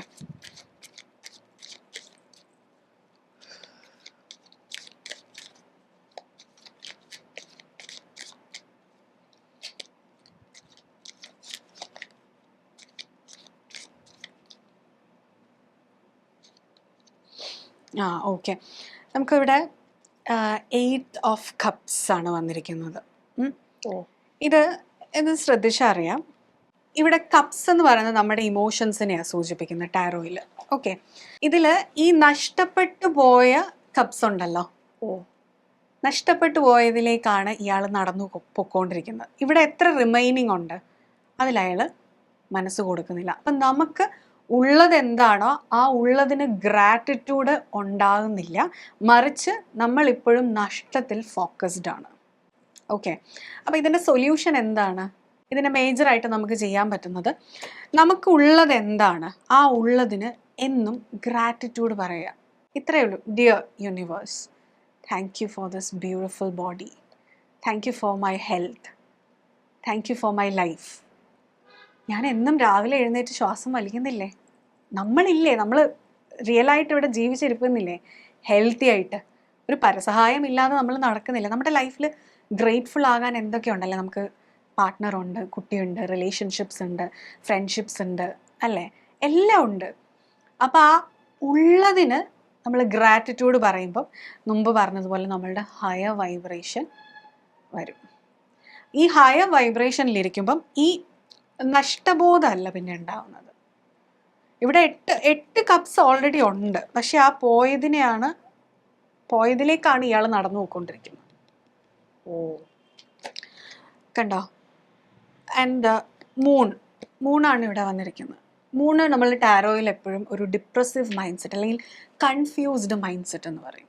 അതിനെയാണ് സൂചിപ്പിക്കുക. ക്ലാരിറ്റി കുറവ്. അപ്പം നമുക്ക് ക്ലാരിറ്റി ഇല്ലാത്തടത്താണ് ആങ്സൈറ്റി ഡെവലപ്പ് ആവുക. നാളെ എന്ത് നടക്കാൻ പോകുന്നു എന്നുള്ളതിനെക്കുറിച്ച് എനിക്ക് വ്യക്തമായ ധാരണയുണ്ട് എങ്കിൽ എനിക്ക് ആങ്ഷ്യസ് ആവേണ്ടി വരില്ല. എനിക്ക് പ്രിപ്പയർ ആയാൽ മതി, എനിക്കത് അക്സെപ്റ്റ് ചെയ്താൽ മതി. എനിക്ക് ക്ലാരിറ്റി ഇല്ല, എനിക്ക് എന്ത് വേണം, എനിക്ക് എന്ത് നടക്കാൻ പോകുന്നു, അവിടെയാണ് നമുക്ക് ആങ്സൈറ്റി ഡെവലപ്പ് ചെയ്യുക. അപ്പം ഗ്രാറ്റിറ്റ്യൂഡ് പ്രാക്ടീസ് ചെയ്യുന്നത് വഴി തന്നെ നമുക്ക് ഈ പറയുന്ന ഹയർ വൈബ്രേഷനിൽ നിൽക്കാൻ പറ്റും, ആങ്സൈറ്റി കുറയ്ക്കാൻ പറ്റും. ഇത് നമ്മളിപ്പം സിംഗിൾ കാർഡിൽ എടുത്തിരിക്കുന്നതാണ്. ഇതിന് ഡീറ്റെയിൽ ആയിട്ട് ഇൻ ഡെപ്ത് ഒരാളുടെ സബ് കോൺഷ്യസ് മൈൻഡിലേക്ക് പോയി കഴിയുമ്പോൾ നമുക്ക് അവരുടെ പാസ്റ്റ് മുതൽ അവരുടെ ഇപ്പോൾ അനുഭവിക്കുന്നത് വരെയുള്ള അവരെന്തിലേക്കാണ് സഞ്ചരിക്കേണ്ടത് ആസ് എ സോൾ പർപ്പസും എല്ലാം മനസ്സിലായി കഴിയുമ്പോൾ അങ്ങനെ ഗൈഡ് ചെയ്ത് കൊടുക്കാൻ പറ്റും. ഇതിപ്പോൾ ഒരു സിമ്പിൾ റെമഡി പറഞ്ഞതേ ഉള്ളൂ. മനസ്സിലായി. Thank you so much. You were right. Okay, ഇത് ഞാൻ ചോദിക്കട്ടെ, ഇപ്പൊ ഈ tarot card reading you teach അല്ലേ? പഠിപ്പിക്കും അല്ലേ, പഠിപ്പിക്കുന്നുണ്ട്. അതൊരു കോഴ്സ്, അതെങ്ങനെയാ പഠിക്കുക? അത് നമ്മൾ ഓൺലൈനായിട്ടാണ് ഇപ്പോൾ ചെയ്യുന്നത്. കാരണം പലരും അബ്രോഡാണ്, ക്ലയൻസ് ആണെങ്കിലും ഒക്കെ അബ്രോഡാണ്. അപ്പം അവരുടെയൊക്കെ സമയവും സൗകര്യവും ഒക്കെ അനുസരിച്ചിട്ടാണ് നമ്മൾ പഠിപ്പിക്കുക ഓൺലൈനായിട്ട്. എന്നെ കോണ്ടാക്ട് ചെയ്താൽ മതി. എത്ര നാളെടുക്കും ഇത് പഠിച്ചു തരാൻ? അത് പഠിപ്പിക്കാൻ നമുക്ക് ഒരു നിശ്ചിത കാലയളവ് മതി. അതായത് നമ്മളിപ്പോൾ ഒരു സിലബസ് പഠിപ്പിക്കുന്നത് പോലെ. പക്ഷെ ഇത് പഠിച്ചെടുക്കാൻ ഓരോരുത്തർക്ക് ആദ്യം ഒരാൾക്ക് നിയോഗം ഉണ്ടാവണം, ഒരാൾക്ക് ആഗ്രഹം തോന്നുക എന്ന് പറയുന്നത് തന്നെ എവിടെയൊക്കെയോ നിയോഗം ഉള്ളത് കൊണ്ടാണ്. പിന്നെ അവൻ കൊടുക്കുന്ന എഫേർട്ട്, അതായത് ഒരു ലൈഫ് ഓഫ് എ ഹീലർ അത് അത്ര ഈസി അല്ല. പക്ഷെ അതിനോട് അത്രയും പാഷനും ഇഷ്ടമുണ്ടെങ്കിലേ അത് മുന്നോട്ട് കൊണ്ടുപോകാൻ പറ്റുള്ളൂ. അതായത് ഒരു ഉദാഹരണം പറഞ്ഞാൽ ഇതൊരു ഇൻറ്റ്യൂട്ടീവ് റീഡിംഗ് ആണ്. അപ്പം നമ്മളുടെ ഇൻറ്റ്യൂഷൻ, നമ്മൾ പറഞ്ഞില്ലേ മുമ്പ് പറഞ്ഞതുപോലെ 5 സെൻസും കടന്ന് 6th സെൻസിലേക്ക് കണക്റ്റ് ആവണമെങ്കിൽ തടസ്സങ്ങളില്ലാതെ ബുദ്ധിമുട്ടില്ലാതെ അതിനൊരു ലൈഫ് സ്റ്റൈൽ നമ്മൾ സാത്വികമായി ഫോളോ ചെയ്യണം. സാത്വികമായ ലൈഫ് സ്റ്റൈൽ ഫോളോ ചെയ്യുന്നതിൻ്റെ ഒരു ഭാഗമായിട്ട് റുട്ടീൻസ് ഉണ്ടാവണം. നോൺ വെജ് കഴിക്കാൻ പാടില്ല, അങ്ങനെയൊക്കെ ഉണ്ട്. കാര്യം നോൺ വെജ് കഴിച്ചാൽ എന്താണെന്ന് ചോദിക്കുന്നവരുണ്ട്. കഴിക്കാൻ ഇപ്പം നിങ്ങൾക്ക് കുഴപ്പമില്ല, പക്ഷെ നമ്മുടെ ഒരു ഹ്യൂമൻ ബോഡി കുറച്ചും കൂടെ എനർജി ഡ്രെയിൻഡ് ആവും ഈ നോൺ വെജ് എടുക്കുമ്പോൾ. അപ്പം കൂടുതൽ ദഹിക്കേണ്ട അപ്പം നമ്മളുടെ ഇൻറ്റ്യൂഷനോ അല്ലെങ്കിൽ നമ്മളുടെ ഇതുപോലെയുള്ള ഈ കാര്യങ്ങൾക്ക് ഉപയോഗിക്കേണ്ട എനർജിയും കൂടെ നമ്മൾ കൺസ്യൂം ചെയ്യും ഇത് ദഹിപ്പിക്കാൻ വേണ്ടി. ഇപ്പം കഴിച്ചത് തന്നെ ദഹിപ്പിക്കാൻ, കഴിച്ച് കിട്ടിയ എനർജി തന്നെ ദഹിപ്പിക്കാൻ എടുക്കുക, അങ്ങനെയാണല്ലോ. പിന്നെ രണ്ടാമതൊരു റീസൺ എന്ന് പറയുന്നത് നമ്മൾ ഈ ഡെഡ് ആയിട്ടുള്ള മീറ്റ് കഴിക്കുമ്പം ആ എനർജി നമ്മളിൽ വരിക. നമ്മൾ എന്ത് കൺസ്യൂം ചെയ്യുന്നു ആ മെമ്മറി നമുക്ക് ഉണ്ടാവുക. അപ്പം ലൈവായിട്ടുള്ളത് കഴിക്കുമ്പോൾ നമ്മളും ലൈവ്ലി ആയിരിക്കും. അപ്പം ഇതൊക്കെ ഇൻറ്റ്യൂഷനെ നമുക്ക് അത്ര ഹെൽപ്പ് ചെയ്യില്ല. അപ്പം എന്ന് തുടങ്ങി ഒരുപാട് കാര്യങ്ങൾ. അപ്പം ഇതൊക്കെ എത്രത്തോളം ഫോളോ ചെയ്യാൻ നോൺ വെജ് കഴിക്കുന്ന ഒരാൾക്ക് ചെയ്യാൻ പാടില്ല എന്ന് ചോദിച്ചാൽ ചെയ്യാം. പക്ഷെ അതിൻ്റെ റിസൾട്ട് ഇപ്പം അത് പഠിച്ചെടുക്കാനുള്ള സമയം, അങ്ങനെ അത് ഓരോരുത്തരും വരുമ്പോൾ നമ്മൾ അവർക്ക് ഗൈഡൻസ് കൊടുക്കും, നിങ്ങൾ ചെയ്യേണ്ട കാര്യങ്ങൾ എന്താ. കാരണം ഇതൊരു ഇൻറ്റ്യൂട്ടീവ് റീഡിങ് ആയതുകൊണ്ട് ഇൻറ്റ്യൂഷൻ കൂടുതലായിട്ട് വർദ്ധിപ്പിക്കാൻ വേണ്ടിയിട്ട് അവരെ നമ്മൾ ട്രെയിൻ ചെയ്യിപ്പിക്കുന്നത്. ഇതിപ്പം കാർഡ്സ് എന്ന് പറയുന്നത് നമുക്ക് 78 കാർഡ്സ് ഉണ്ട്. ഇതിൻ്റെ സിലബസ് പഠിക്കുക അല്ലെങ്കിൽ ടെക്നോളജി പഠിക്കുക, പഠിച്ചതുകൊണ്ട് ഒരാൾക്ക് കാർഡ്സ് മനസ്സിലാവും. പക്ഷെ ഇത് ഇപ്പം ഈ ഒരു കാർഡ് കാണുമ്പോൾ ഞാൻ ഇവിടെ പറയുന്ന മീനിങ് ആയിരിക്കില്ല വേറൊരാൾക്ക്. അതായത് ഒരു ഡെക്ക് ഓഫ് കാർഡ്സ് ഒരാളുടെ റീഡിംഗ് ആയിരിക്കില്ല വേറൊരാൾക്ക് വരെ. അത് സാഹചര്യം അവരുടെ എനർജി അനുസരിച്ച് മാറും. അപ്പൊ നമ്മൾ അത് ഇൻറ്റ്യൂട്ടീവ്ലി ഒരു റീഡർ പറയണം. അത് നമ്മൾ ജ്യോതിഷമാണ്, അതെല്ലാം ഇൻറ്റ്യൂഷൻ ഇല്ലാതെ വർക്ക് ചെയ്യില്ലല്ലോ. കാര്യം ജ്യോതിശാസ്ത്രം അറിയാതെ ഇപ്പം നമ്മൾ പ്രശ്നം വെക്കുമ്പം ഇന്ന രാശിയിൽ ഇന്ന ഗ്രഹം ഇരുന്നാൽ എന്താണെന്ന് നമുക്ക് അറിയില്ല. അതിന് നമ്മളത് പഠിക്കുക തന്നെ വേണം. പക്ഷെ അത് കാണാതെ പഠിച്ച് പറയുന്നതും അതങ്ങനെ വരുമ്പോൾ ഈ വ്യക്തിക്ക് പേഴ്സണലി എന്താണ് പ്രശ്നമുണ്ടാകുന്നത്, അതിന് നമ്മൾ കൊടുക്കേണ്ട സൊല്യൂഷൻ എന്താണെന്നുള്ളത് അത് ആ ഒരു റീഡറിൻ്റെ കേപ്പബിലിറ്റി പോലെ ഇരിക്കും. അത് ഡെവലപ്പ് ചെയ്തെടുക്കുന്ന കേപ്പബിലിറ്റി പോലെ ഇരിക്കും. മനസ്സിലായി. It is nice talking to you. Thank you so much. Thank you so much.